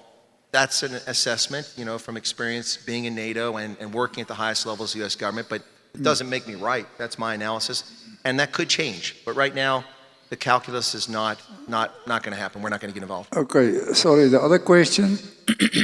Will Russia stop if the Ukraine has been taken? Will they then carry on further to other targets, other countries? If I understand your question correctly, Kovis, it's if they capture Ukraine, will they take on other countries? Is that what you're asking? Correct? That's correct, yes. Yeah. I'll make sure I understood it. The thing about this is that there's no reason to attack Belarus. It's already a client state. They do everything Moscow tells them to do. They basically act as a province of Russia. There's still interest in Georgia, but the Russians did very poorly when they were in Georgia. So I don't think they're going to go back there. I honestly think that beyond Ukraine, the only other state that might be a threat might be Moldova. If they took Ukraine. But I don't think Russia's going to take Ukraine. I think at the end of this, we're going to have this slow burn war, and we'll probably have the de facto annexation of the eastern Donbass and the Crimea, and that'll probably be where it stalemates. Colonel Toit? Guys, I think that Russia don't have to take on the rest of Europe or NATO. I've said right in the beginning, in March of 2022, I said, just remember one thing from history. Russia is a slow starter. Napoleon, First World War, Second World War, always being driven back, and when they then return, then it's a dangerous situation. And Russia is being provoked at this stage beyond anything else that we have seen, almost in history. Just remember that Russia sacrificed 27 million soldiers in the Second World War. They actually beat the Germans. They moved all the way up to Berlin. The Americans lost 220,000 people. They fought a very small part of the war. With the recent anniversary of Auschwitz, the liberation of Auschwitz. Who liberated Auschwitz? The Russians did. The Russians was not even invited to attend it, but they sacrificed 27 million people. The first German tanks entered in the Second World War Ukraine, crossed the Ukrainian border. Now they are sending Leopard tanks. It's a repeat of what has happened in the Second World War. And Putin has warned. He said, we are not going to allow them to cross our borders again. We don't want a repeat of the history. But the Russians are very cunning with what they are doing now. They've mobilized 300,000 troops. Another 80,000 joined voluntarily, and they are now speaking of mobilizing up to 1.5 million troops. But the Russians are fighting this war skillfully. They have prepared themselves very good defensive positions. They've drawn back some of their front soldiers. They dug in. And what are they doing now? They say, bring it on. So as the West are sending in their weapons, it's being destroyed by the Russians. They don't move. They are losing one soldier for every 10 Ukrainians that die because they are static to a large extent. So what are they in effect doing? They are disarming NATO. At a stage, NATO won't be able, ammunition and equipment-wise, to defend themselves against a Russian onslaught. Just remember, Russia sits with 15,000 battle tanks. 15,000. They have just about a month ago brought back 1,000 mothballed T-72s. It's being regenerated, 1,000 tanks.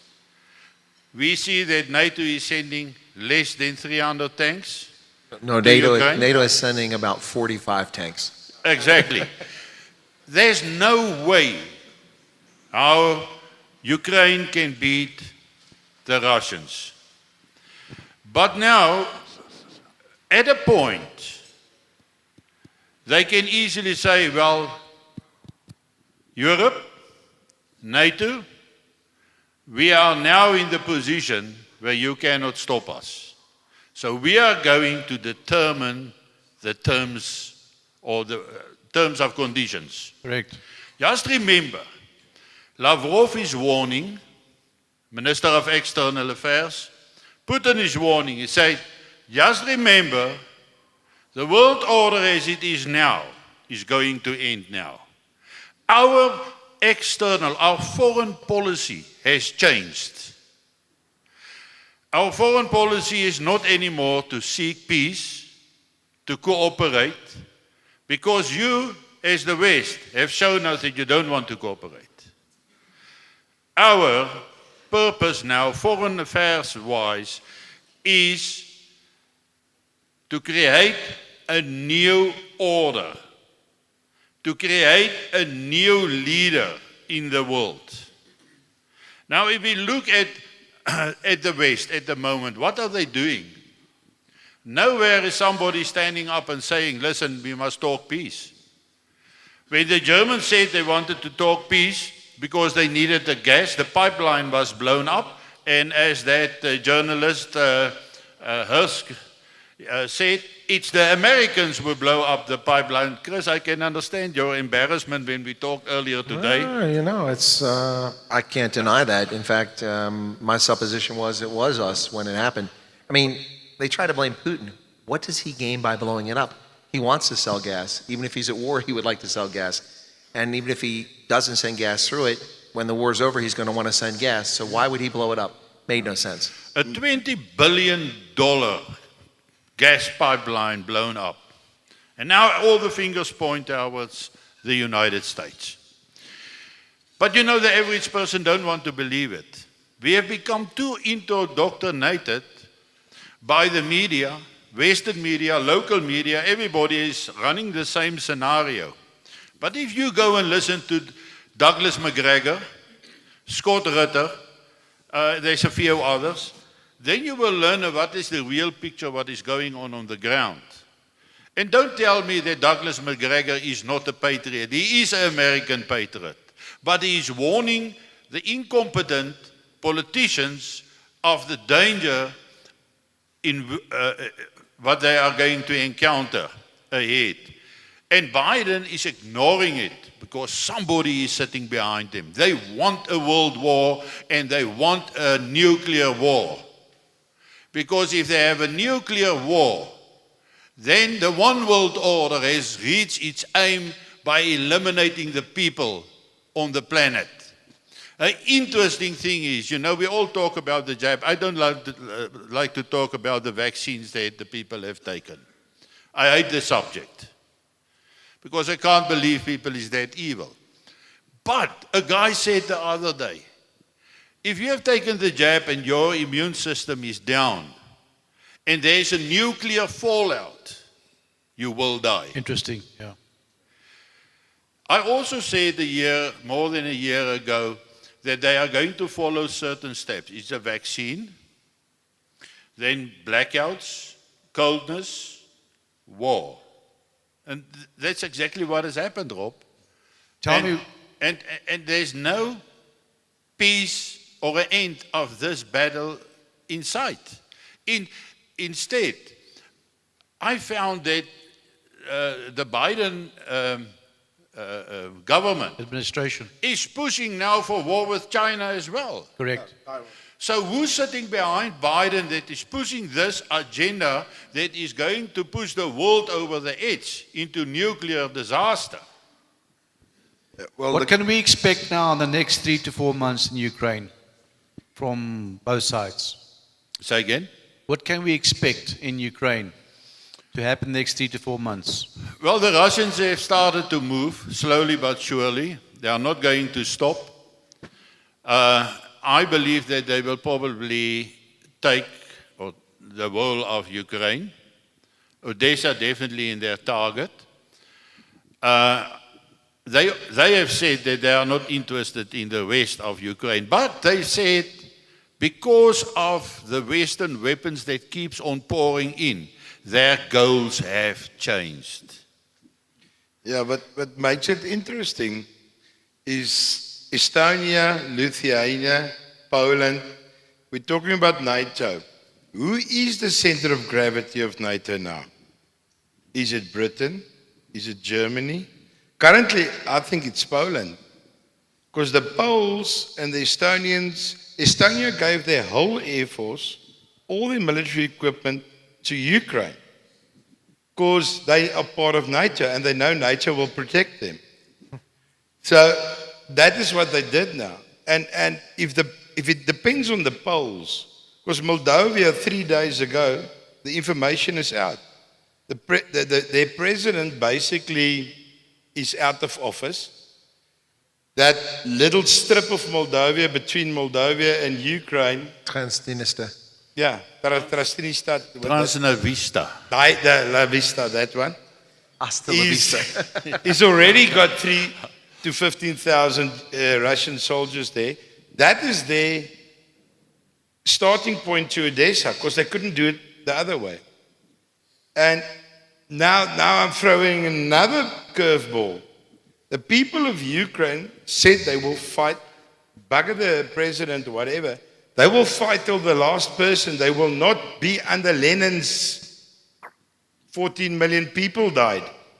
But So now what will Paul do? What will the other people 3 days ago, they already said NATO can't produce enough ammunition that's currently been shot out in Ukraine. exactly. They said you must double your capacity now. South Africa is exporting the Assegai artillery system to an unknown client. It's all common knowledge. Okay, gentlemen, So, Colonel, yes. sorry. What influence... But Rob, hold a minute. I want to ask Chris the question. It's not a catchy one. It's straightforward. The 101 Airborne Battalion, or Brigade, or Division of the United States have never been deployed without fighting a war. And they are being deployed in Romania. Well, Is that the indication possible? well, I'd say technically it's not entirely accurate because they were part of the rotation for the Sinai. So they've done that for years. But I get your point. And you're saying they're deployed where now? Poland? Say? Where did you say they're deployed to? I think Romania. Oh, Romania. Romania, and they are heading for Moldova, exactly what you have said. Yes. It's a fair question, but as far as that goes, it's not the first rotation of U.S. troops in Romania. We've been doing it now for about 10 or 15 years, sending troops in Romania and Poland. In fact, George Bush, under our former Defense Secretary Cheney, their plan was to abandon our bases in Germany and have a forward presence in Poland with temporary troops. That's what they wanted. So they said it would save money because families wouldn't be there, but then you have no continuity. And so we never really went to that. But we've been in Poland quite a bit and Romania. But before we get away from this, I just want to add one thing that Wynand raised a topic here, and I think it's important. You know, it was frustrating for me having taught at the U.S. Army War College because we teach strategy, national policy, national defense, grand strategy, something that we haven't really seen from the world since the Second World War. And it seems to me that Putin has a grand strategy and Joe Biden has adult diapers, nappies. That's essentially what we have here. We have no grand strategy in NATO. We have no grand strategy regarding Ukraine and Russia. And if, in fact, the vision that Wynand is talking about comes true, it's not going to be pretty. And a final note on the Europeans who always look down their nose at Americans while we spend our treasure defending them and protecting them for the past 70 years. They talk about how peace-loving they are, but remember the Irish Republican Army, November 17th, the Red Brigades, the Baader-Meinhof Gang, Bosnia, Croatia, Macedonia, now Ukraine. Such peace-loving Europeans. Every chance we take our eyes off of them, they go back to war. That's all I'm going to say. Yeah. Chris, Scott Ritter said one day, he said that during the war games at the War College, where you also were, he said that whenever they are playing a war game against Russia, and it comes to the artillery in the end, there's no, they can't beat Russia, except for the final solution, use nuclear. So the war games always ends by using nuclear. Now it's interesting to me that there was a story that Biden has made a declaration about the use of nuclear weapons, that it's not now a retaliatory weapon anymore, but it can be used in extreme situations as a first strike weapon. Sure. Yeah, okay, so there's an important distinction here. Everything you said is true, but Douglas McGregor predates my experience by 20 years, and his War College experience also is 20 years prior to mine. And that was during the Cold War. And every time we fought a war game against the Soviet Union in Europe, in Central Europe, we lost. And in retrospect, having been one of the troops in the General Defense Plan to protect West Germany, and learning that I was just there to be a speed bump to slow them down until we could get intermediate nuclear range weapons in place and fire them, was a rather disheartening thing to learn as a young man after the fact. But we don't really do war games against Russia. We haven't done them in a long time. There's some of that going on right now, which hasn't gone on until recently. But in my time at the War College, the focus was on China and the South China Seas, also maybe something in Latin America and conflicts in Africa. But we didn't really focus on Russia. So Douglas McGregor's correct. We would never win.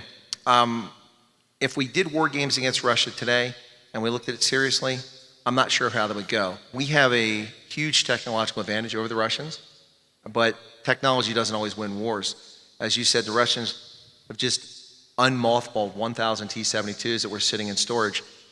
If nothing else, that's a lot of grist for the grinder, and they can be the fodder, and then they go through, and then the next wave comes, the better stuff.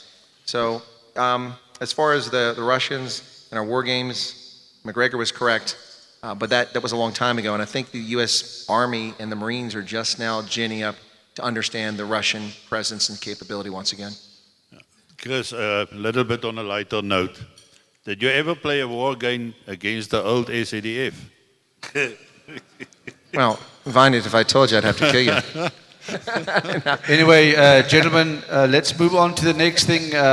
What role or what influence are we undergoing in South Africa with this war between Russia and Ukraine? What's happening to us?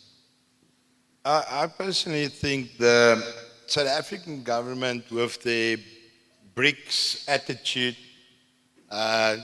yes, no, with the exercise in 7 days from you on the anniversary of the attack special military operation of Ukraine, is playing the safe game.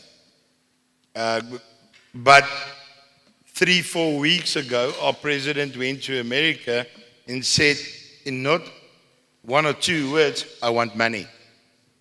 And it was actually embarrassing.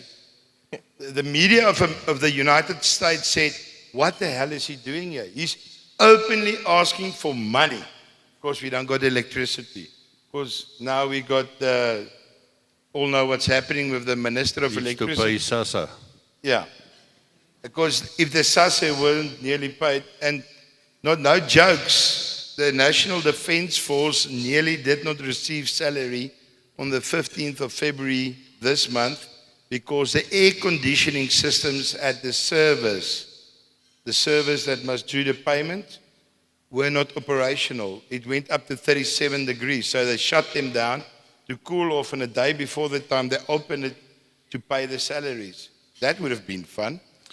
Yeah. And then on a curveball with Russia, we're all looking at the government of Russia as stable.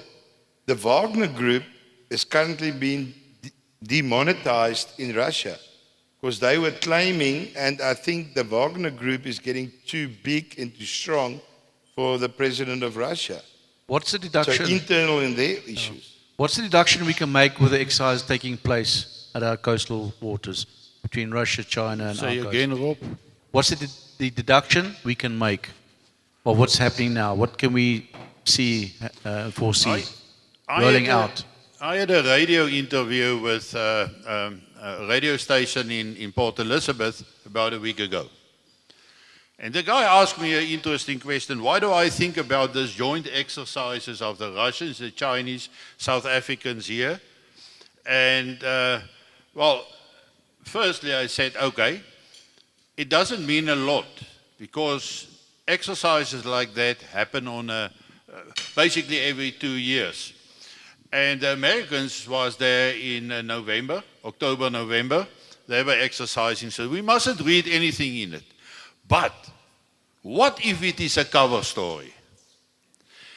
If you look at General Groskov, that's the ship, armed with the latest hypersonic missiles, and definitely atomic weapons, nuclear weapons aboard. It left the Russian ports in the north. It went straight over to Alaska. And then it followed the coast of Alaska very slowly down, and it followed the curve of the United States. But that ship is on its way to South Africa for an exercise. What if that's the cover story? They are going to South Africa for an exercise, but they are actually intimidating next to the coast of the United States. They also did a missile exercise very next obviously. to the coast. It was 3 days. in Richards Bay and the ship disappeared. Nobody knows where it is now. Probably, okay, they will know where it is and the Americans will know where it is. But what if this joint exercise was just a cover for what they want to do? And while the radio guy was actually very surprised about what I'm telling him, and I stick out my neck a bit further in as far as this is concerned. I said, well, we have probably learned no military lessons out of this joint exercises. Nothing at all. So there's not a benefit for us in it. But I made a statement that I said, well, perhaps the only correct decision that the ANC government has ever done was to become part of BRICS. That's the only one. And why I'm saying it, it gives them the alternative currency, and the whole world is starting moving towards the yuan, the ruble, away from the petrodollar, which spells enormous problems in for the United States. We see that Saudi Arabia is also considering becoming a member of BRICS. Then we are sitting really in the situation where 96% of the world population falls under the BRICS influence. Umbrella. And only 4% is United States, Europe, Britain. 4%.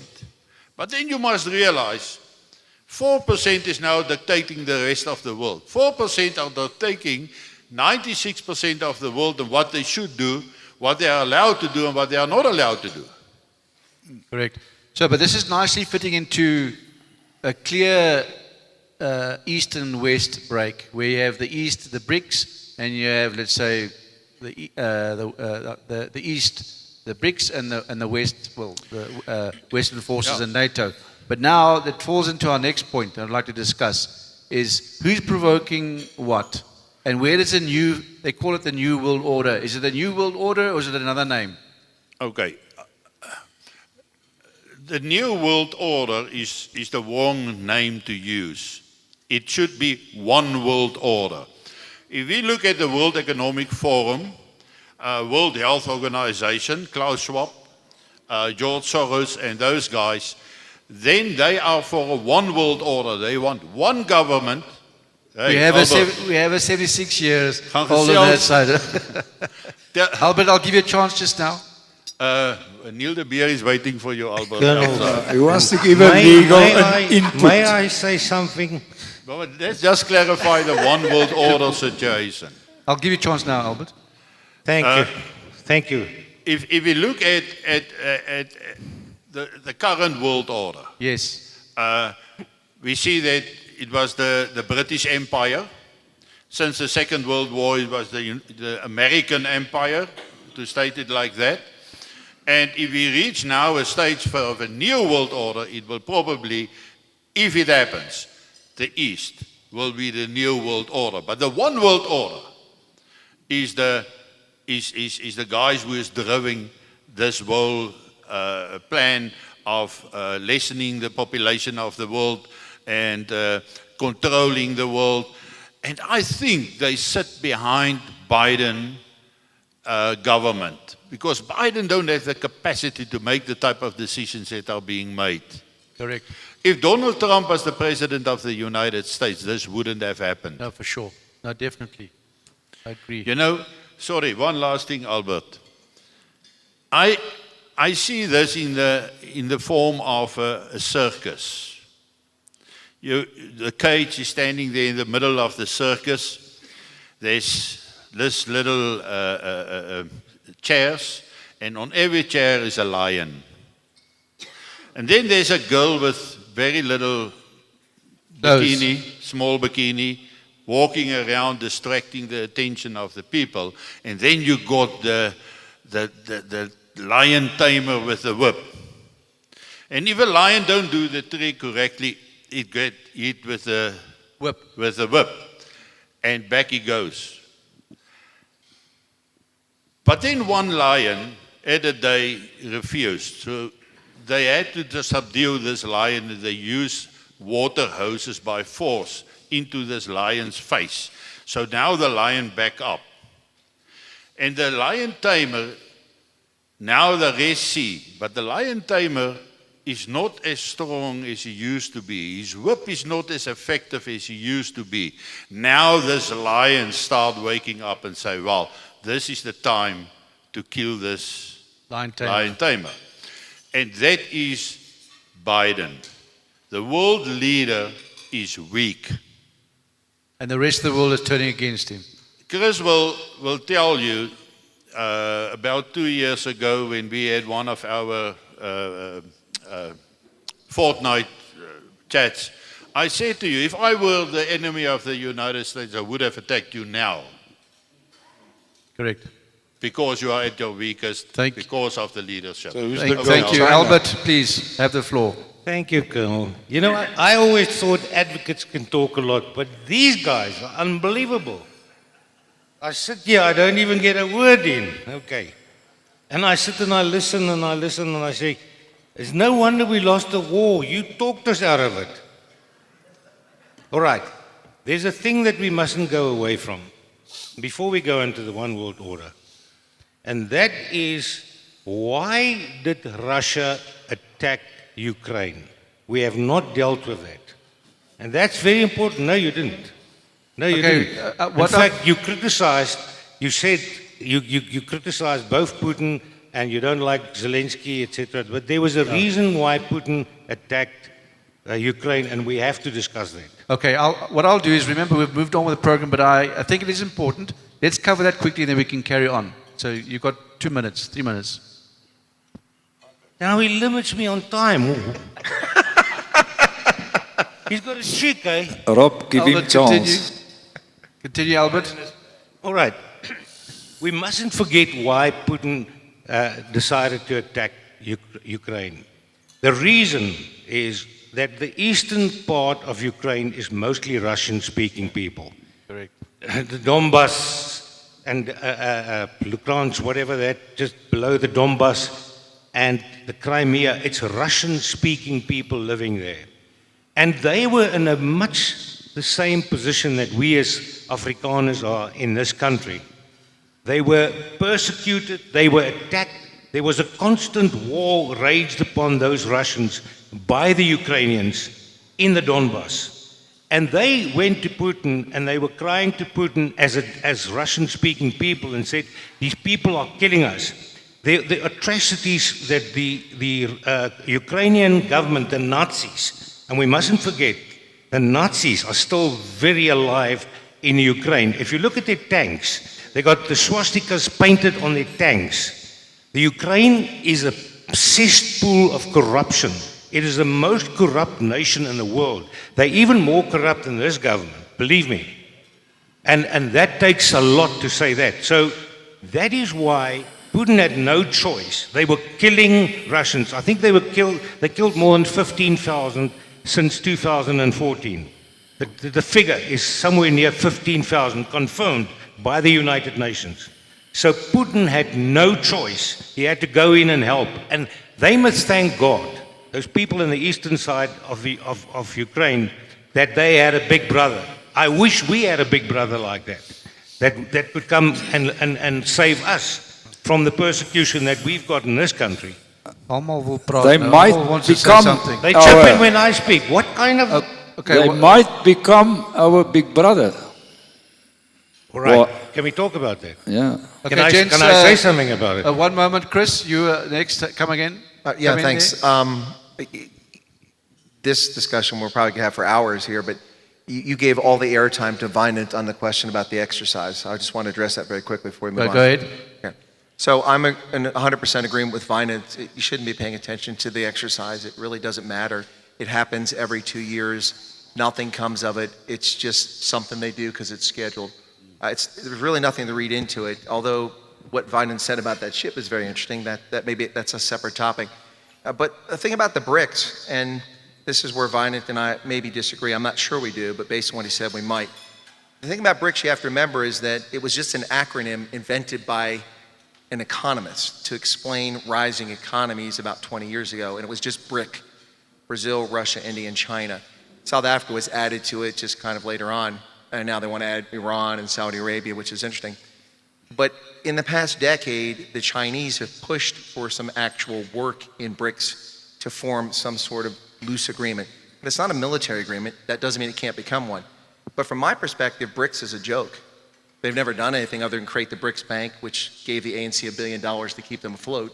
That was actually important for the ANC. But it's a joke. If you take China out of the equation, and it's nothing. For all of Russia's vast resources, for its human capital of about 138 million people, down from 170 million people 30 years ago, because they have a very high mortality rate, there's nothing there economically. Brazil has not risen to be the giant that it claimed to be. South Africa's economy is very sad. Sorry, folks, I don't mean to hurt your feelings, but it's a rounding error in the global economy, as is Russia, as is Brazil. India, the same sort of thing. China is almost all of BRICS economically, and that's where the real power comes from, is economic. So I don't lose a lot of sleep about BRICS, but it has potential down the road, a lot of potential. But as an economic power, that's just, I think we might have disagreed a little bit. That's why I want to mention it. Thanks, Chris. Wynand, do you want to say something? Now I forgot. You must always take me immediately, otherwise I forgot. Quibus, you wanted to say something? Okay. But just remember the Minsk agreements. The Minsk agreements. Angela Merkel said they only signed the Minsk agreements to buy time to arm Ukraine to fight Russia. She said it. And then the German Minister of Foreign Affairs repeated that in the European Parliament. So there was definitely a plan with Ukraine using that. Because since 2014, they've been building Ukraine up. Ukraine was the strongest army, or had the strongest army in Europe. I mean, the whole British army fit into Loftus-Versfeld. And then we got room to spare for the supporters. That's the fact. In the end, I agree with Albert there that Putin had no choice but to act. But we mustn't forget India, Pakistan, North Korea, and those countries. If they all join forces, nothing will stand against them. And a nuclear solution will be the only solution. Whoever is doing it first. And Japan, that's theoretically a very quiet country, upgraded their military budget to $320 billion. Yeah, they tripled their defense budget. They tripled the defense budget. Now is another curveball. Yeah, but Japan's on our side. So. Gentlemen, I just want to move on there. Let's just quickly summarize now the one world order and the way how we see this thing happening now to close off on that one world, not the new world, the one world order. Yeah, Rob, myself, I'm actually not into that too much. But there was one thing that stood out, was the day when Klaus Schwab stood there and he held a book in his hand and he said, "This is the new Bible. God is dead and Jesus is fake news." That is the danger that we are facing. How do you destroy something? Divide them. Divide and rule. How many people tries to divide the Suidland organization? The Commando Corps, France sitting here, the Boerenlegioen. How are they trying to divide us? And the reason for that division is to make us weak. And that is why they are attacking our religion, the Christian religion, so strongly. Because if they want to get rid of all religions, recognized religions, and have a new religion, I think most people don't understand the danger in which we are. Correct. Albert, you want to say something? Come in. Yes, it's important.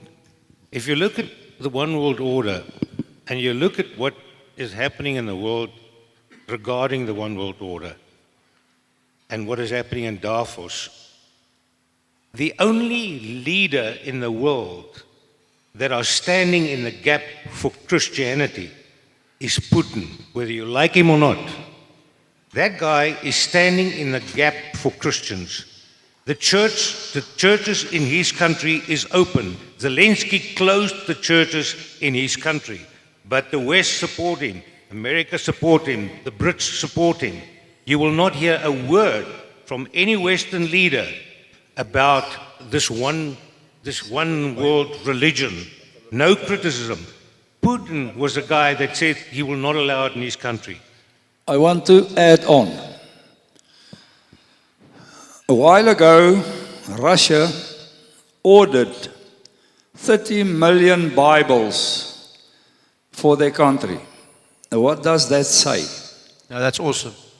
And it's precisely what you're saying. They're more Christian as we think. So what we're saying is, we've always been brought up to believe that the West is Christian, but their leaders are not. Is that what we're saying? At the moment, the most Christian nation in the world is Russia. And now, I say that, and I must qualify that, because I'm very fond of the Christians in America. I have the qualification that I visited more states in America than the colonel sitting there. I was in 48 of the 52, and I'm sure you're not anywhere near it, because I have never met an American that has been in all 50, even with your military background. I've been to 48 of the 50. 40, All right, I've Colonel, I've lived in 34. I need to move on. Sorry for the push here. No. What I'm going to say is, sorry, it's very important. There is a major portion of the run-of-the-mill Americans that are dearly God-serving people, real gospel, full gospel, Pentecostal people in the midsection of America. But America had sold out. Washington, D.C. had become the cesspool of satanic worship. If you look at the symbols, and now we're getting on to a very touchy subject, but we have to talk about it. Freemasons. The world is run and controlled by Freemasonry. And if you look at Washington, the three places in the world where you find the Freemasons is Washington, London, and the Vatican City. And that is why the Vatican as a church is not a church. It's absolutely not a church. And now that's a very touchy subject, but I will take anybody on that discussion, because they're not a true Christian church, because if they were, they would confess Jesus, and they will go, because Jesus is the key, not Queen Mary or Mary, whatever. Jesus. All right, I'm going to allow one more comment, and then we must move to the local situation. Okay, Chris? Yeah, I can't speak to the Freemasons. It's not a subject I'm well versed in, but I can speak to the issue of faith from an objective standpoint. In the United States, in fact, I'll agree with Albert that the United States is actually a nation of deep faith, which a lot of people falsely portray that it's not a nation of faith. Most Americans have faith, and it's overwhelmingly Christianity. We also have Jews and Muslims and others, but mostly Christians. And let me just tell you what happened under the lockdown. Now, understand we live in a federal system in which the states are supposedly sovereign, and they can set their own rules for lockdown. So we don't have one set of rules for the whole country. In Alabama, in the Bible Belt, in a deeply religious part of America, black and white people in church every Sunday without fail, overwhelmingly. During the lockdown, a Protestant church held church service at a drive-in movie theater. People sat in their cars with the windows up, with the speaker there that sits in the window, and they left a parking space between each vehicle.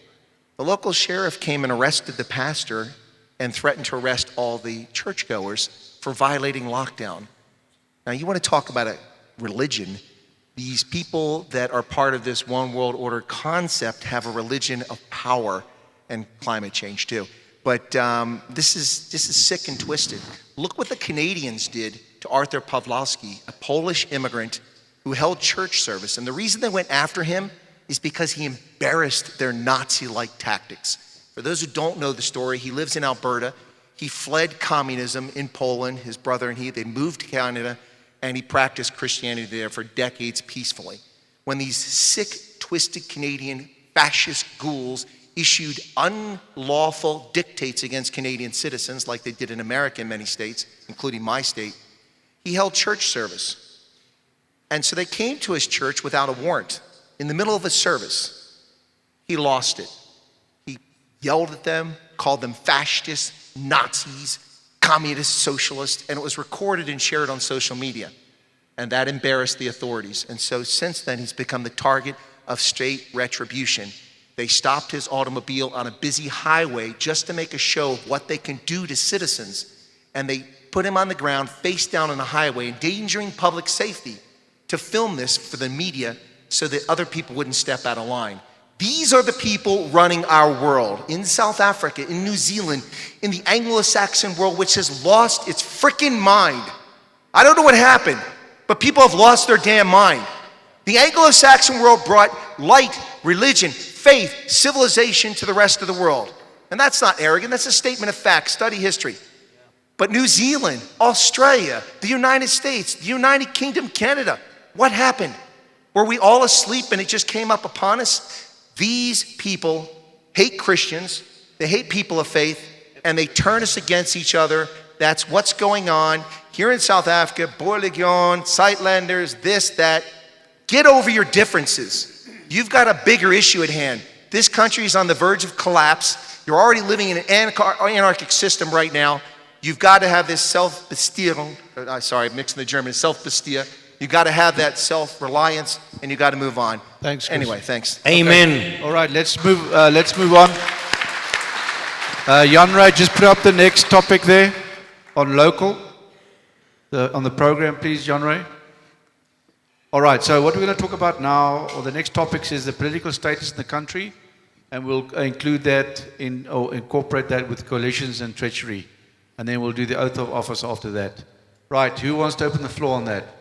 The coalitions, the treachery, the government's not working, and the mayor's resigning, and Albert? Okay, let me kick off there, because our first threat is this state of disaster.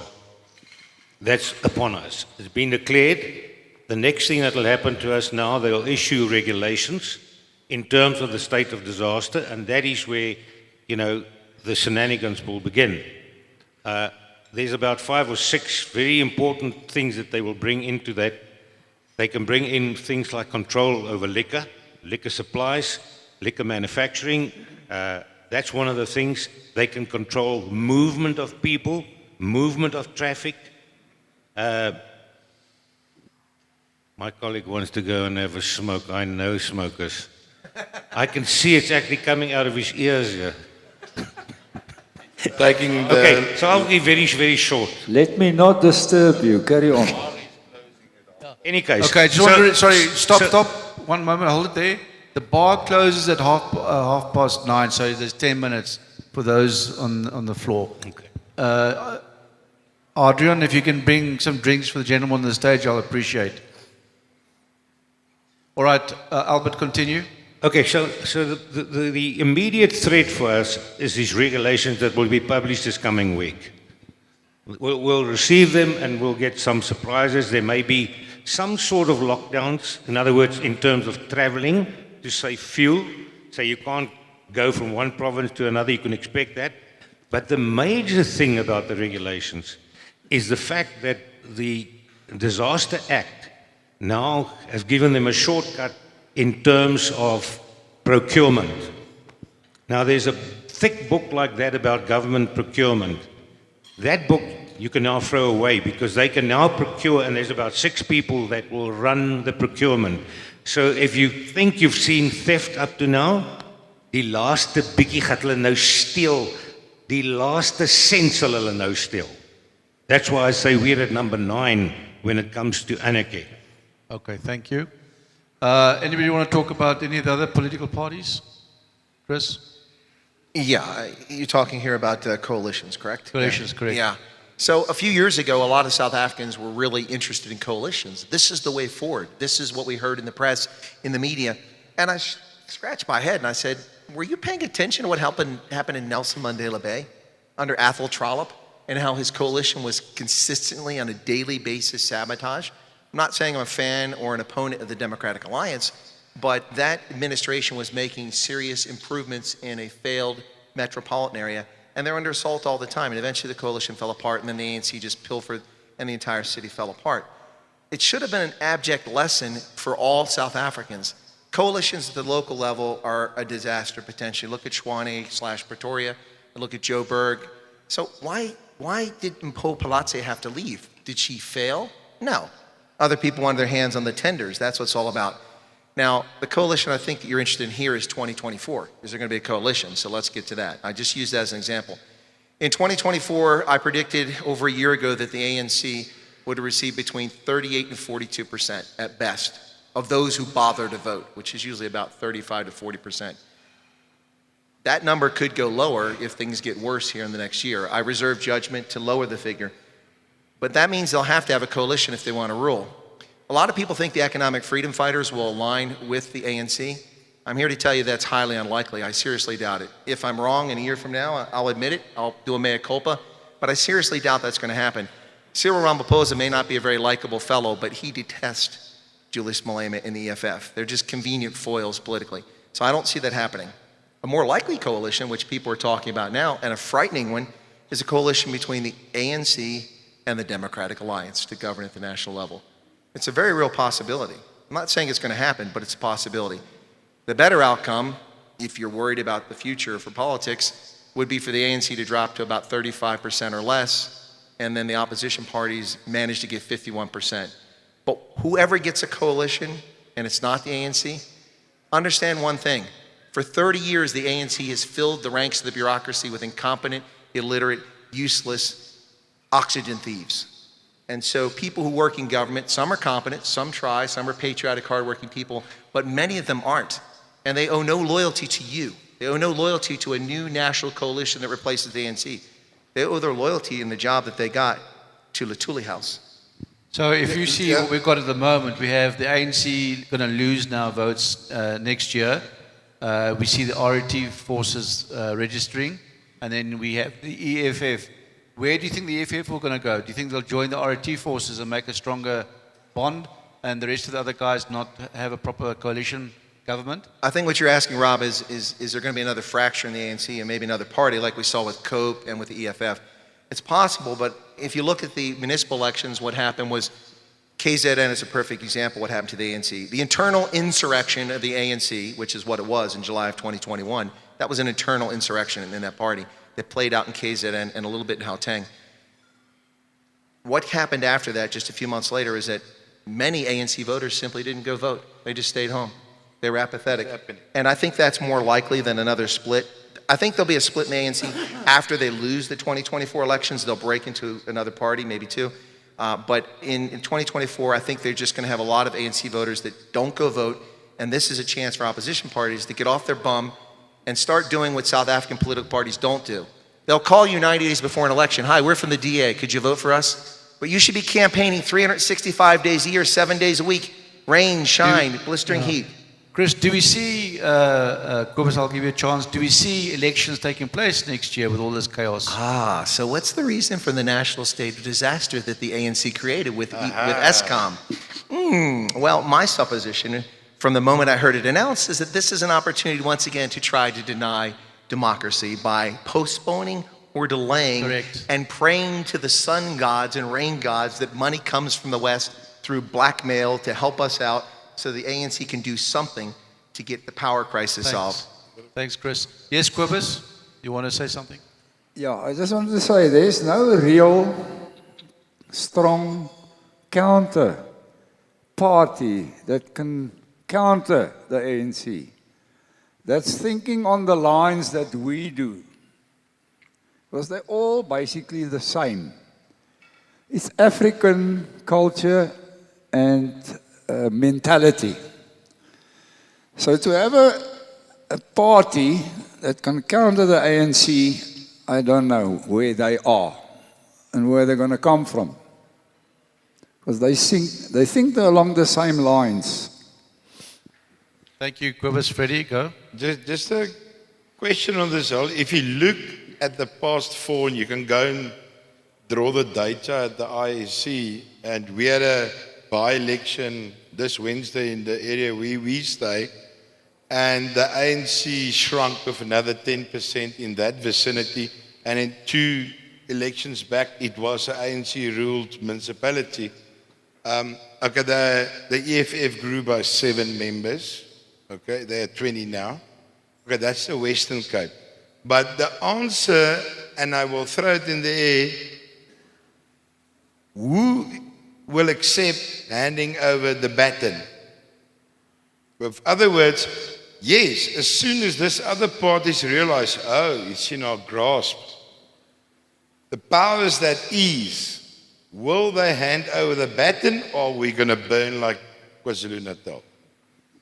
It's a great question. And They will not. Can I? Okay, Albert, come in. Can I pass comment on that? Albert, go. That's an important point because my view is there will not be coalition. There will be anarchy in its full sense before 2024. We are so close to total anarchy in this country that I don't think we'll get to 2024. Okay, so what we've got a state of disaster, we've got regulations coming forward, and in all probability there won't be elections next year. It'll be moved out. Are we in agreement to that? Mostly. If the grid does collapse, all bets are off the table.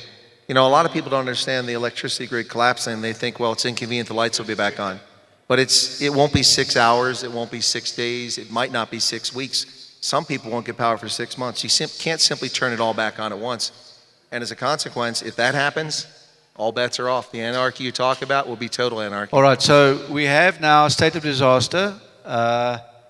We have control from the ruling party. Now, let's look at the oath of office bearers now. Now we have soldiers, policemen, that have taken the oath to look after their people and their businesses. But they get orders from political appointments. Is this in line with the Constitution? Is there something wrong somewhere? If we look at what happened in July, nobody did anything. They waited for the orders. They ran home and did affirmative shopping at Woolworths. Yeah, but what I'm saying is we have a lot of people in public office that have taken the oath and the code of conduct, and they're waiting for orders and they don't come through because they're reporting to political appointments that have been appointed by the ruling party. What do we say about that? Is this in line with the Constitution? Ek sê niks. Ek stem saam. Rob, ja, okay. So if we have that scenario with state of disaster and we have political appointments, what are we expecting ahead? Wel, ek verwag chaos. Ek dink nie dat koalisieregering kan werk nie. Ek dink nie die ANC sal die mag prys gee nie.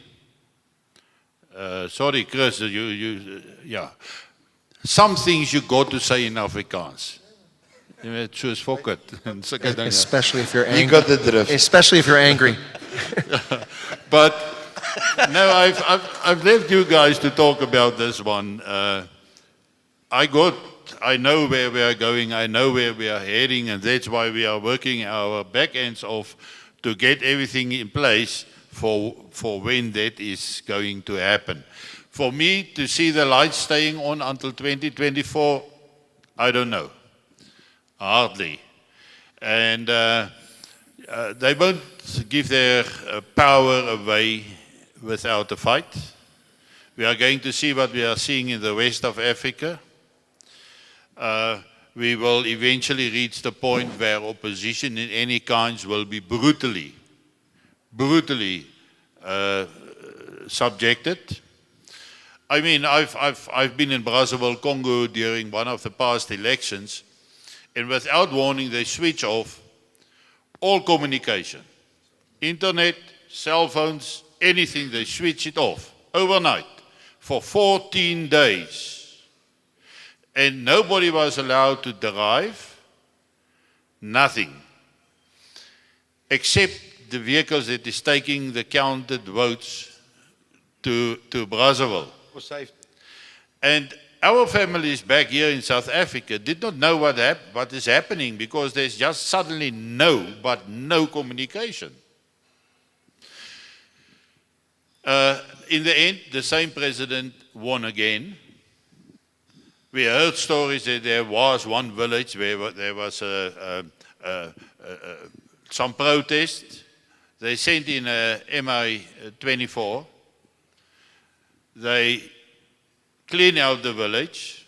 Nobody heard about it again. And the president stays in power. And we don't know at what stage we are going to reach that kind of thing. But we have followed the path of Africa. Over the past 30 years, the fall, the degrading of the systems, the power, drunkenness of the leaders, and they are not going to give it away. Am I right? Because I flew in this morning from Cape Town, and as I arrived in Lanseria, I saw MMCs were occupied. Is it in Tshwane that it happened? Because there's now a change of power, and they want to chuck people out? That was on the question, do they going to hand over the baton? The newspapers was full of it today, and we didn't hear it in the Western Cape. But when I arrived here, because some shifts has been made, the people were taking over the municipality offices or the metro offices. That's on local level. Watch this space. Well, Freddie, if a police station have to have private security to protect them, I wouldn't worry too much. where are we? Gentlemen, what I'm going to do now is I'm going to call a quick break, 10-minute break, so the people on the stage can take a last round of the bar, and then we'll start in 10 minutes and we'll wrap up. Thank you. Albert, ek gaan nie vertel wat gebeur het by die Oranje Rivier Wynkellers waarby jy betrokke was nie. So doodstil nou. All right, lovely. We're going to continue now, and I think the most important thing or aspect we're going to talk about is family and business. And after that, we'll do threats, state failures, solutions, and we'll close off. So, let's start. We'll just wait for, we'll carry on, and we'll just, Freddie can just join us. Right, family. Our children, the youth, and the future. We're going to discuss family, and then we're going to discuss the business side. And of course, family then runs hand in hand with farms, because if you're on a farm, it's also a tight family. And it's also business. Right, so the floor's open. Who wants to talk on family? Kobus? No, can I talk on business or must I talk on family? Well, it's both, family and business, but we'll do both. Okay, I think the most difficult thing for us is to decide the right time to go. Because most people still have businesses that they own. And to make a break from the business, or they work at certain companies, for them to, when we get the word to go, then it's final. Then they can't, after 10 days, come back to work. And that's our biggest dilemma, is to get the precise right time to go. And that's the biggest decision or challenge that we have. Because when we start up and go, there's no coming back. That's the biggest challenge for business owners and people working. Yes, and I agree. Chris, you want to say something? Yeah, there's a lot to say about business, but as far as family, if is anybody here under 40, go home and make babies. That's what you should do tonight, make babies. I'm serious, go make babies. You need to make babies. Lots of them, lots and lots of them. Kennis Mark. I said those under 40, go home and make babies tonight. All right. Hoor. So from my side, you know, I've got two boys, and whatever I'm doing now today is for them. I think you have to do what you need to do for their future. We are able to survive in whatever comes our way We're easy to mobile. We're mobile. We can move our businesses from Pretoria to wherever. But whatever we do, it has to be for the kids now. If you look at what's going on in the country, it's all for the kids now. They're the future. We've all done a lot, and it's their time now. Rob, if I could continue on a more serious note with the family issue here.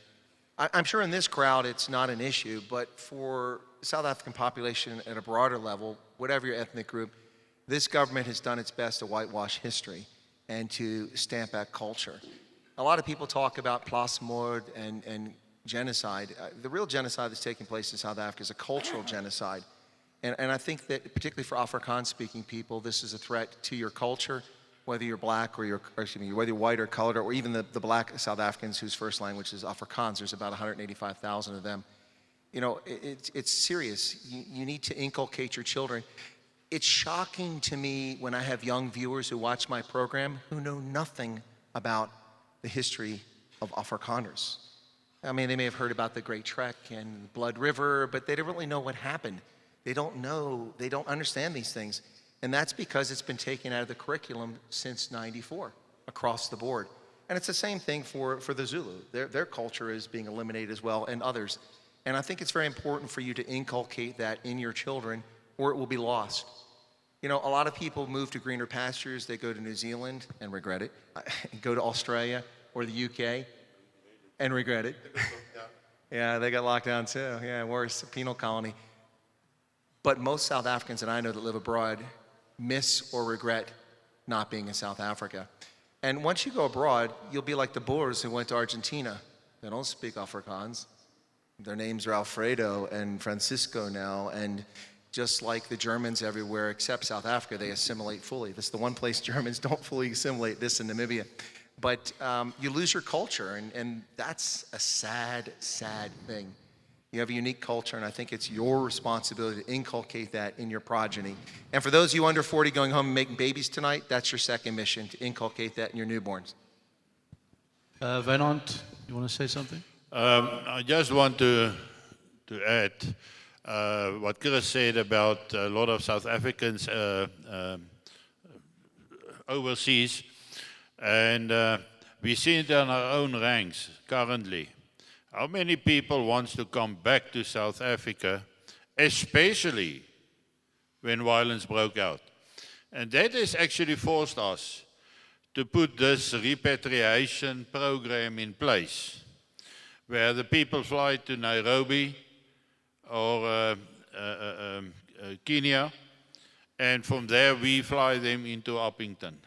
And we got 130 families registered to make use of that service when anarchy broke out in South Africa. So interesting, instead of going away, they want to come back to come and do their part, which is Correct. interesting. Yeah. Correct. Well, what I'm going to do is I'm going to actually quickly include the threats and the state failures into solutions going forward. Is what are we doing to secure our children's future, and what are we doing to make sure our business is mobile and it can still generate the income in the down phase, in the then phase? Do we have an immediate plan, short or long-term plan? Have we been through that thinking process, or are we still shopping for new cars and new houses in this area, as I've mentioned earlier in the evening? So let me hear from the colonels on the floor, and then I'm going to give an opportunity for questions out there. I want to say outwit, outplay, and outlast. We, as South Africans sitting here, came to this continent, our forefathers or whatever, for one reason. We were not happy with a dispensation in Europe. We are wanderlust. What, wanderlust? It's in our genes. And we are not here because we are rollovers. We are here because we want a future for our nation, for our people, for our culture. A few questions has been asked look at the general age sitting here. Now, you just said it. Our culture has been killed off since 94. What did we sitting here and our friends and our people we know did to ensure that our kids, mine is 22, 23 years old now, he's getting his own brain. I'd never indoctrinated him. I never told something. He made up his own mind. And he asked me, how was the army? What did you do? Why did you fight? Why did you do this? Why are we here? Why are we the light point of the tip of Africa? And he eventually grew in his own mind. So the question, what I will say is, we as people sitting here and people that's going to see this in the future, what do you do to enhance your culture, to educate our kids, because the school system is not educating them, to grow our culture, to be Braaidag. Okay, Braaidag is now all over the show. But as ons sê, if we say we braai, and we South Africans, and we hunt, and we don't believe in electrical vehicles, that's our culture. What do we do as South Africans? Well, look, one thing as a fixed factor that we can't change, we would like to change it, but farm attacks are going to continue. We all know that. It's going to continue. It's not going to change. We know that the government can't do their job. We know that nothing works. It's not going to change. We also know that coalition governments don't work. As mentioned before, they said it would, but we all know it's not going to work. We all know we can't send our children to the shops. And we all know that the racial issues at the schools is not going to stop. Do we have a plan? Or are we just waiting? What has brought us about that we can't work together? What has brought us about that we all think differently? And the reality is, have we turned away from God as a nation, as a folk? Now, when I read the word, and most of you also will probably be in agreement with me, the word speaks to me, and the word says to me, we have turned away from God. And this is why we are sitting with the mess we're sitting with for many, many years. It is time that we stop letting our minds wrestle and confuse us and start having faith and putting the faith into action, and only then will you get God's favor. Now, I just want to answer him on that one. I will say it's complacency. I'm happy. I got a steak. I got my fancy car. I got my job. And when somebody tells me, hey, bud, you must start thinking about what if Natal is nationally or in the West. I come from the Western Cape. I grew up in Pretoria. I went in the military, joined the world and saw the South Africa, enjoyed the Western, the Northwest province, staying a few years, over nearly 20 years back in the Western Cape. And if I must look at the Western Cape attitude of the normal person in the street, he's complacent because he's got his wine farm. If you thought farm attacks is not happening in the Western Cape, it's happening, and it's happening more. But what do we see? 3, 4, 5 farmers, they get together, they make a plan. The guy in the middle, no, you're going to protect me. So I'm not listening to you, because if I listen to you, I must realize that my place is under threat. And if it's so nice and complacent and I'm happy, I got my strandhuisie there and Hermanus or whatever, you're not going to tell me I'm going to lose it, so I don't want to listen to you. The reality must kick in, that the whole anarchy, chaos. Okay, so basically in summary, what we're saying is that, and I'm sure we're all in agreement, nothing works. We're all in agreement that we're 9 out of 10 on the anarchy scale, as what Advocate Murphy has just shared with us. For any of us to believe that things are going to come right, not going to happen. It must one day. Yeah, no, but not, yeah. Because it unless- must stop at one Yeah. stage. Now, yeah, I want to add on to that. A neighbor of mine, a colleague of mine, said to me, iets moet gebeur nou. Iets moet gebeur. Something must happen. It can't go on like this. I spoke to a Zimbabwean expat that's a waiter, and I said to him, tell me honestly what's going on in your mind. And he said to me, they're waiting for civil war. It's on the cards. So I said to him, when's it going to happen? He says, now, anytime. This is coming from a Zimbabwean that's living in Mamelodi. And he says, and there's another gentleman that's living in Sunnyside. Sunnyside is run by Nigerians. And it's a mafia there. So there's mafia organizations everywhere. Do you want to send your kids out to the streets to go and work, to take the girlfriend or the boyfriend to the movies, to buy an ice cream with this sort of mafia setup in the country? No. Iets moet gebeur. When is it going to happen? And that's why, and that's why when we think with the mind, we get scared. If you think with the mind, you're going to get scared. The mind is too weak. Listen to me.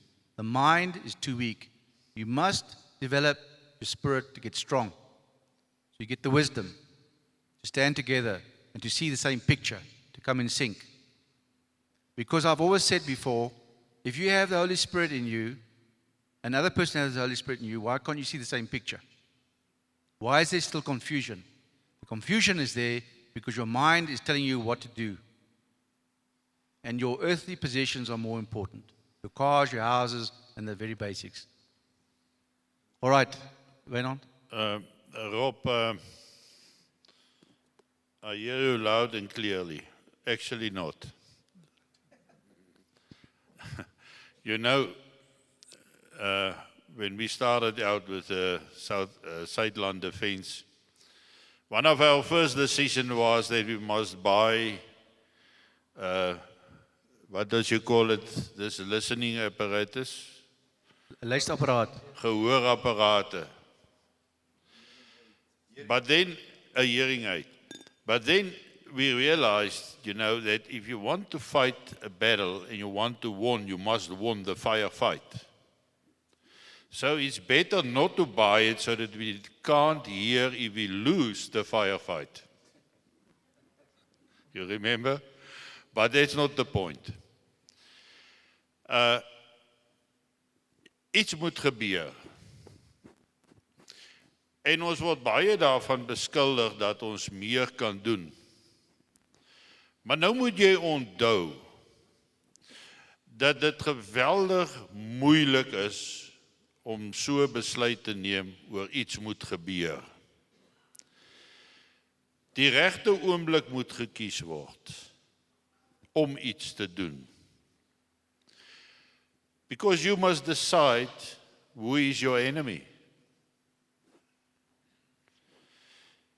If something happens too quickly, you sit with the enemy that you don't want. And I didn't want to go this way tonight. But a lot of youngsters are talking that way, we must do it now. Now is the time to move. If you move too quickly, you will die. Because then your enemy will be the SADF. Once anarchy broke out and the command structures fell and don't exist anymore, then there's no coordinated effort, and that is the opportune moment. We don't like what is happening, but we got no choice but to exercise excessive patience. Otherwise, it will be our end as well. If we want to be the future, and I'm talking about our kids' future, we will have to be patient. Farm murders hurt. When you hear about an attack, it hurts. But we don't have a choice, others to be patient. If we are not patient, the whole effort to let our nation, our folk survive, will fail. And all depends on patience. I want to take another one or two comments off the floor before I go over to the guests and give them opportunity to ask some questions. Rob, Chris? I think Albert? you were Albert, asking go what ahead. we should do. I think it's the responsibility of every member of Suidland Defence to prepare yourself, to be ready yourself. Start at home. Start with your own situation. Do what you have to do to be prepared. We can't, I can only set an example to other people when they come to my farm and they see what I'm doing and they're asking, but what is this? And they see there's a wonderful trailer that I had specially built. I showed you some pictures of it. And then I tell him. And then they start thinking, wait, why is this guy serious about it? And then they start asking you. And if you show them how you are preparing, they take you seriously. But you can't just talk about it. You have to do physical things. You know, I have 2 commandos on my farm. So farmers are asking, what is this? What is happening here? And now they're getting to be more interested. And they say, but, we should have the same on our farms. Because now they can see the result of having those guys there, because there's some development, there's security. All of a sudden, there's no more sheep theft and things in that area. Want hier's no boere. You don't have to know about that. But that's where chops are coming down. Okay, but the fact of the matter is you have to do something. Each one of us need to do something. We need to be prepared. If that man phones me, I must be ready to move within a question of 12 hours or how many hours it is, doesn't matter. I'm ready. Thank and you, so Albert. should be every member, should Thank be you. ready. Thank you. Chris? Yeah, to agree with you, how do we get here? Complacency. I mean, just generally speaking, in the Western world, people got a car, they got a place to live, they can go to school, they can dress themselves, there's plenty to eat. In fact, obesity is a problem in much of the world. And that's how we got complacent. The addictive television, that sort of thing all plays a role. And we got to this stage as a society, and I'm talking about this Western society that's all over the world. But I will disagree with Rob a little bit, and I don't know that we disagree. I think Rob is just making a general statement that there's no solutions, nothing works right now. At the present Yeah, moment, yes. but I think there are some things that are working right now. And like we see community watch groups, and where I'm going with this is that deterrence works. Deterrence, a visible presence that shows that you're prepared, deters people. Just like cameras and floodlights and alarms, they have an effect, just depends on how you apply them. But there are things out there like community watch programs that have had success across South Africa. So there are some things I think that are working right now. But going forward, really the answer here, I think, is to have a presence and have this deterrence that people see it. And you need to recruit more younger people, right? You can't just be relying on a generation that will pass along at some time, because this has to continue into the future. Well, let me tell an anecdotal story which we talked about how people, maybe this is why it didn't disappear. When we went to Uppington, Suidlanders very generously gave me a satchel, a leather satchel with 3 bottles of wine and rattle oil in it, or as I like to say, Rattel, but that's not the correct way to pronounce it. Anyway, rattle oil. Okay, so it was a lovely gift, and I really appreciate it. Of course, in America, you can't get on a plane with liquids. They'll give you a body cavity search and lock you up for 6 years. So I was puzzled, but they said, you can travel in South Africa. So I went to the airport, and they said, it's not a problem. So I flew back to Gauteng. You were supposed to drink it in South Africa. Yes, but all in one night? I'm not an alcoholic yet. Anyway, so I took it back, and then I had a bride with Steve Hofmeyer, who's a friend of mine, and Steve invited me over to his house, and I wanted to show him because, he's a former soldier, and I was going to share the rattle oil with him. We're going to drink that bottle together. And, Steve and I get together, it's just, ons pot and bicky cock the whole evening, we just talk. And so, next thing I know, it's time to go, and I left the satchel at Steve Hofmeyer's house. And we leave, and my friend, I stayed at his house nearby, and he said, I'll collect it for you, and I'll make a plan to get it to you while you're in the Western Cape. Well, that never happened.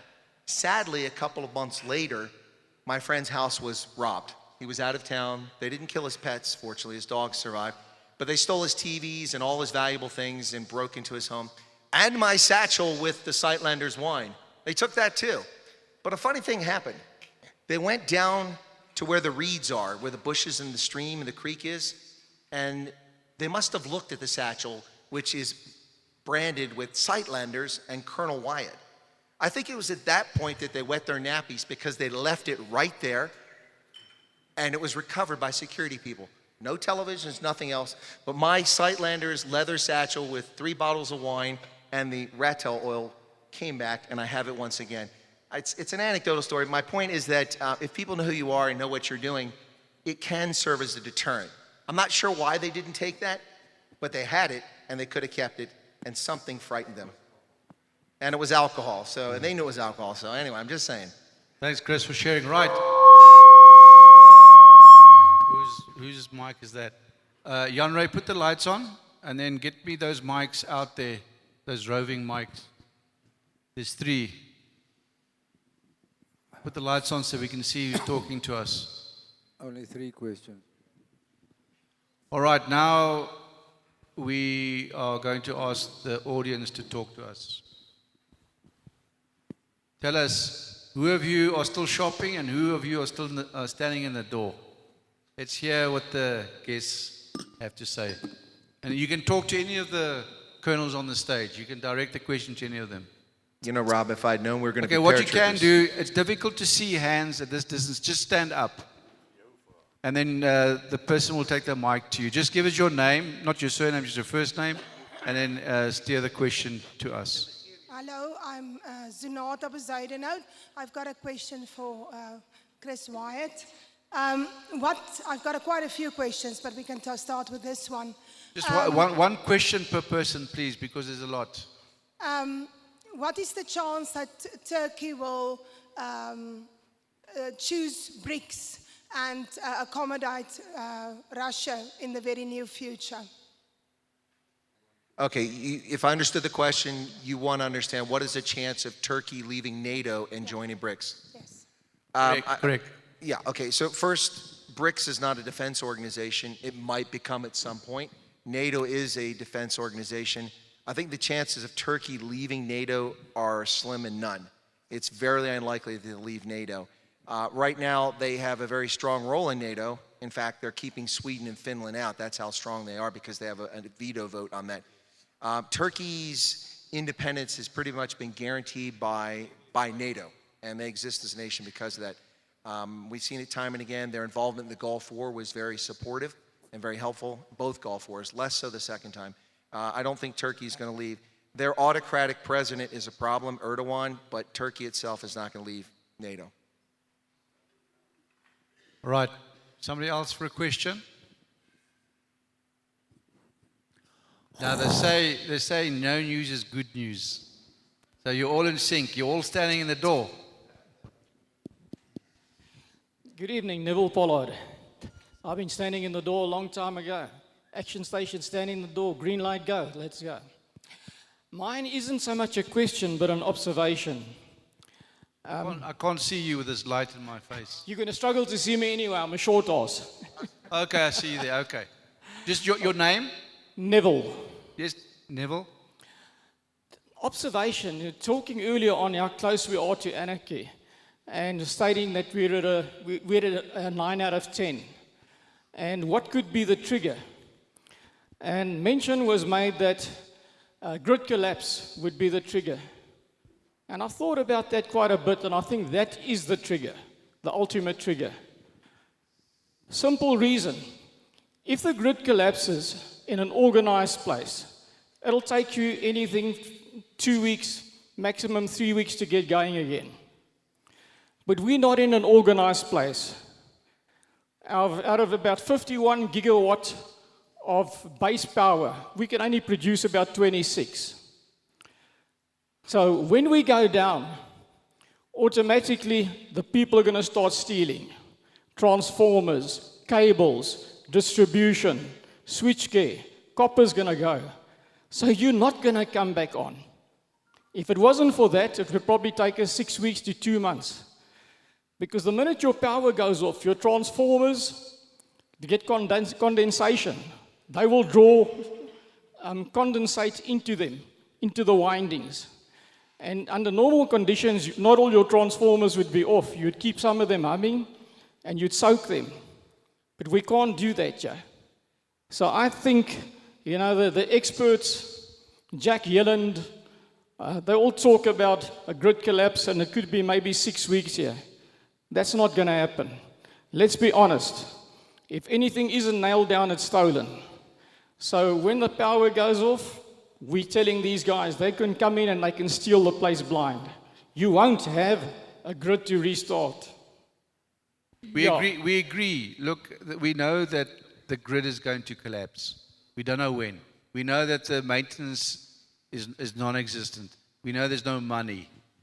So it is a question of time. I mean, if you tick all the boxes and you flag and tag everything over the past 2 to 3 years, Eskom has deteriorated all the way. All right, so next one. Good evening. Okay, I see you. Hi. Your name? My name is Fernando. Yes, Fernando. Look, I live on a plot in Menandi Centurion.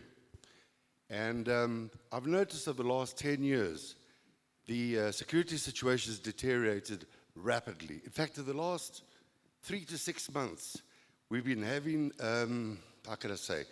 visits by, unnecessary visits, during the course of the night. More especially when there's power outs. Last night between 2 and 4:30 in the evening, or this morning, we had visits again at the plot gate. Now, we lost a gate motor last week. 2 months ago, we lost a gate motor. And these criminals are becoming very, very bizarre. They're becoming, the problem is this. I think we are facing a stealth situation. They're becoming more and more brave, and they're attacking us in our face. A lot of our children, I've seen, all my kids have gone. They left South Africa. My oldest is in England, my middle one's in Holland, the other one's in America. I don't see the young kids here, not many. And I think we are an older generation. If I look around here, we are old people. I'm not a fighter, I'm 61. And I don't see how we're going to move forward. I left Mozambique in 1974. And what I saw there, I'm seeing here in South Africa. I mean, I respect the Afrikaans people. They're strong people. They're courage. But they're not unified. In my area where I live, a lot of people don't want to get involved. They are, like you said, I'm in the middle. The guys on the outside will do all the work, but the guy on the inside won't make an effort. We are facing problems in South Africa. I'm scared. Every night we have a problem. What that gentleman said about the grid makes me scared now, makes me worried. Anyway, I don't know, guys, but it's a difficult time we're living in right now. Thank you, Fernando. Thanks, sir. We appreciate. Right, next one. Rob? Yes. That's right. Your name? Good evening, I'm Anton Armse. Thank you for the opportunity and for the panel. I would like to get back to something that Colonel Loubser mentioned. I think that's the most uncomfortable question to ask is timing. It's about timing. And concerning people with businesses and working at companies, in terms of the planning, look, you have to plan your budget for the year and where you're going with the company, where you plan to take your own business with in a certain amount of time. Just as a ballpark figure, can the panel maybe elaborate on how long we got left before we pack up and leave? Because I think that's the down-to-the-ground question that everybody's asking, but also not asking. Okay. If we could just get some information or some inputs from you guys. I think what I'm going to do, I'm going to ask Colonel Toit to answer that question with his closing statement. So, Colonel Toit, would you like to close? Give me the question. The question is timeline. Timelines. When's Okay. When's this all going to happen? Anton, daai is 'n moeilike een as jy kom by 'n tydlyn. Een van ons take as die bevelsgroep van Suidland Verdediging is om alle opsies en punte van belang te oorweeg en die dreigemente betyds te identifiseer sodat ons betyds kan reageer. Verstaan jy? OK. En dis nie maklik nie.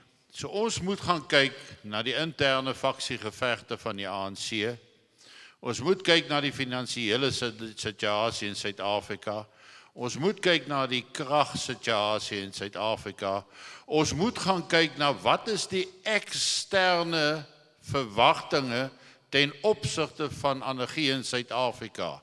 Dan verwys ek spesifiek na die hele aankondiging. And maybe I should do it in English so Chris can hear.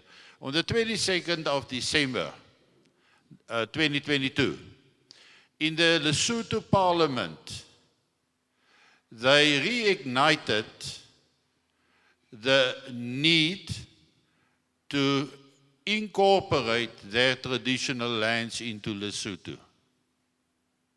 What does it mean?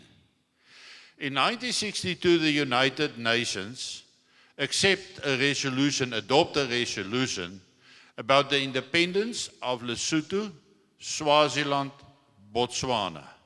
They were all handed under the protectorate of the British government, which in effect means that Britain must look after their interests, right?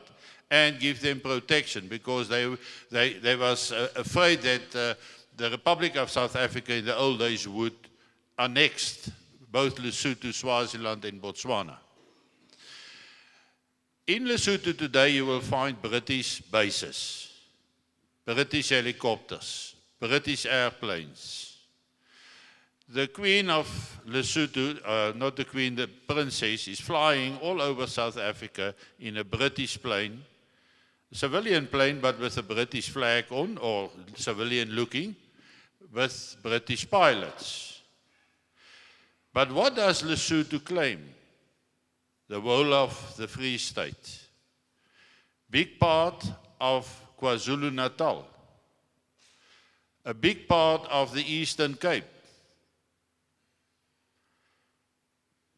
So if anarchy breaks out in South Africa, and the government fell, there's no control whatsoever, and the time has arrived for us to withdraw, going into our places, Lesotho can exercise the United Nations recognized territory. That's a threat, because the Lesotho Defence Force is probably better than the current South African Defence Force. They can move within 2 hours to Bloemfontein. But then what is Swaziland's claims? Northern Natal, parts of Mpumalanga, Bosbokrand, and Botswana. In documents, it's clearly stated that the peoples of Bafutha-Botswana is actually citizens of Botswana. So if they claim Bafutha-Botswana, in the case of a collapse of the government in South Africa, we are surrounded by Botswana, Swaziland, and Lesotho. That's a hell of a threat to us and our planning for the future. That's the kind of things that we must watch out. People easily talks about the United Nations. Oh, we see United Nations troop here. They are going to interfere in South Africa. They are not the problem. The problem is the African Union. The African Union is about what the United Nations is in the rest of the world, but in Africa. What if a specific group within the political spectrum, say the red group, the Radical Economical Transformation group, decided to initiate a thing like xenophobia against Zimbabweans. And it gets rough. And Zimbabwe asked the African Union, but we must go into South Africa to restore law and order. Who are they going to authorize? Angola and Mozambique, and Zimbabwe. And Angola runs down through Namibia because Namibia is the weakest defense force in the world, worst army, and they are inside South Africa and we are all surrounded. But where does all these scenarios left us as white inhabitants of South Africa? In exactly the same position. We will remain the target. So we must watch all these external factors playing out. What is it going, how is it going to influence the situation inside South Africa once anarchy has broken out or violence has broken out? And to couple a timeline is very difficult. The only part of Natal that is not being occupied is the Zulu kingdom. And we know that's where the Muslim extremists are currently based. Waiting probably for the same thing that Lesotho is waiting for, we are waiting for. So when the collapse happens, we can have violence from different parts or threats from different parts coming down on us.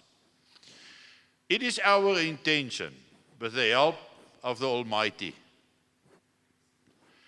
to warn the people in good time so that they can get out.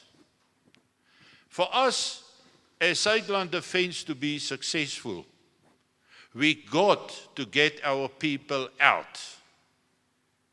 That's why we don't have a phase 1, a phase 2, and a phase 3 withdrawal, but a direct withdrawal to our main assemble area.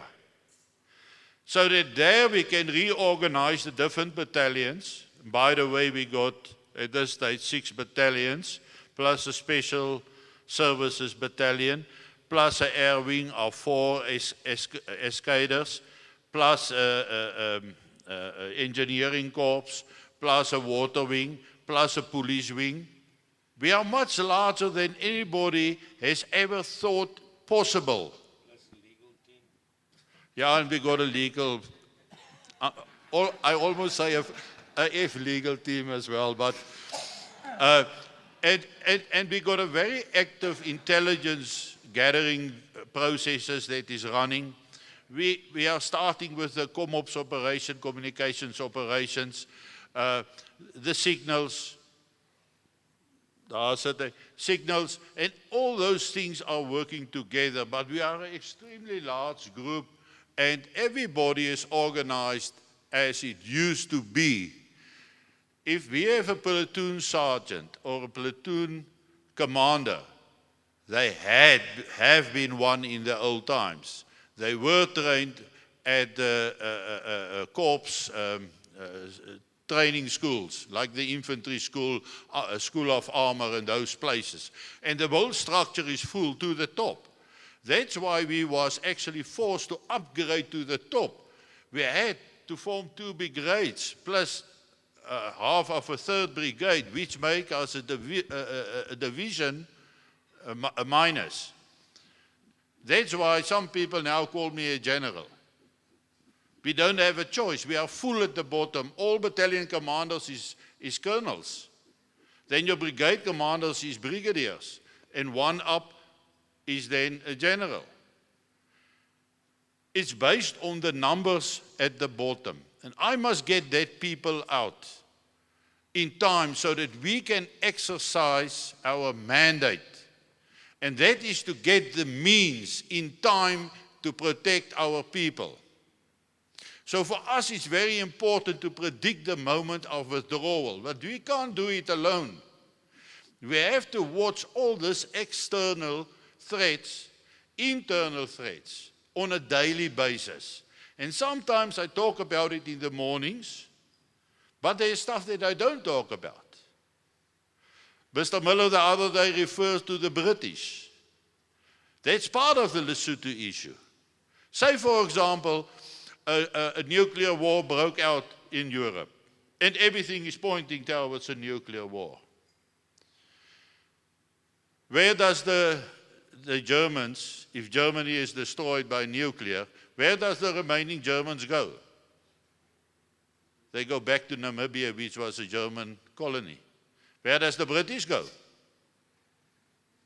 To their previous colonies, South Africa. They already got a footprint in Lesotho. So, to give you a timeline is extremely difficult. I got guys at Eskom. I'm talking on a daily basis with Ted Blom. Ted is even in hospital, and he still sent me stuff through. He's quite ill. And he keeps on sending me information, and we use that information. We put it on the table for the intelligence guys. They must work through it, and they must come forward and say, well, this is the threat level where we are now. Then we have to look at all the different cities. Do we have protest in every city? If in all the cities there is protest, we were going up, say, 1 point to 8 or to 9 out of 10. If there is a lack of food in all the cities, it goes up. If there's fuel available, then the fuel meters go a bit down. And we're trying to use all those things to determine a time of withdrawal, but it's not easy. But to prophesy, is that the right word? Prophesize on when this will happen is almost impossible. Because there is always a way how they can keep the power on, even if it means one station left. And they don't provide power to anybody in South Africa, but they only keep the main lines running. Then they still got power. Then we are not at stage 8. We are probably stage 15, 16, if there are stages like that. But they just keep the system going. Our prediction is that within 3 days, after Eskom collapsed totally, we got a network failure, we will be in anarchy. That's when it will start. That's the time when we will have to get our people out before it went into full chaos. We have to be out. And that's why I say many times to people, if you're in the civilian part of the Suidlanders, they withdraw in stages. You go to a stage 2 or a stage 3 place, a fishing place, which they call it.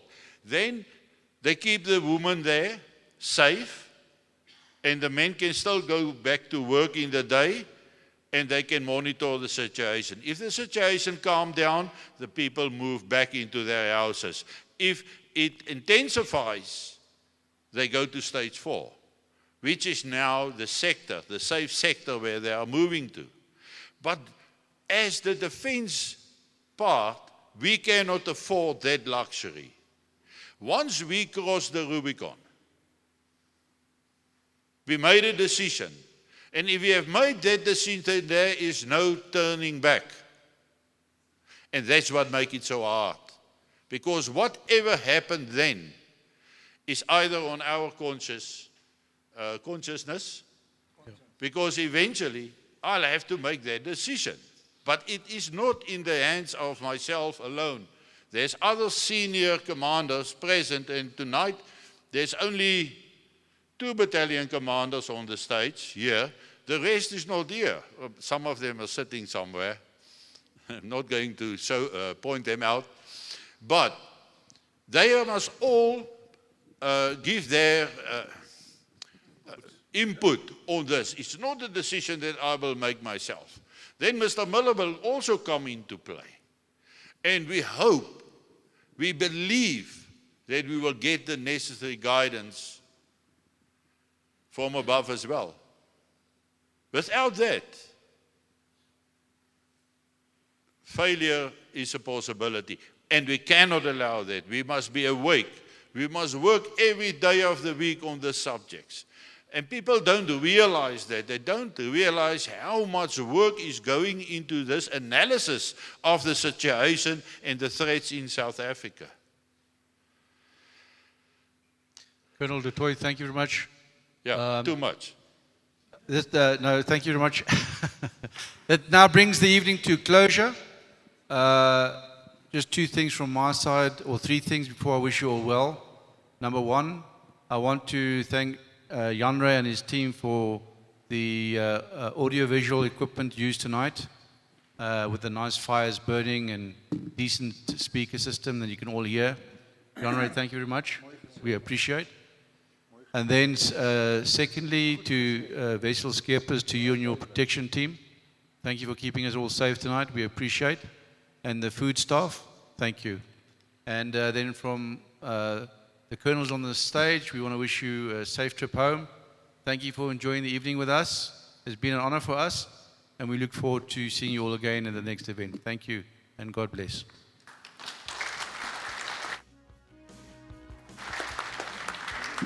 The Bulls is still going to win the Stormers tomorrow. Vir advokaat Murphy, dankie sê vir sy insette. Tomorrow night. Kyk hoe kyk die mense vir jou. Jy moet nou sê, gaan huis toe.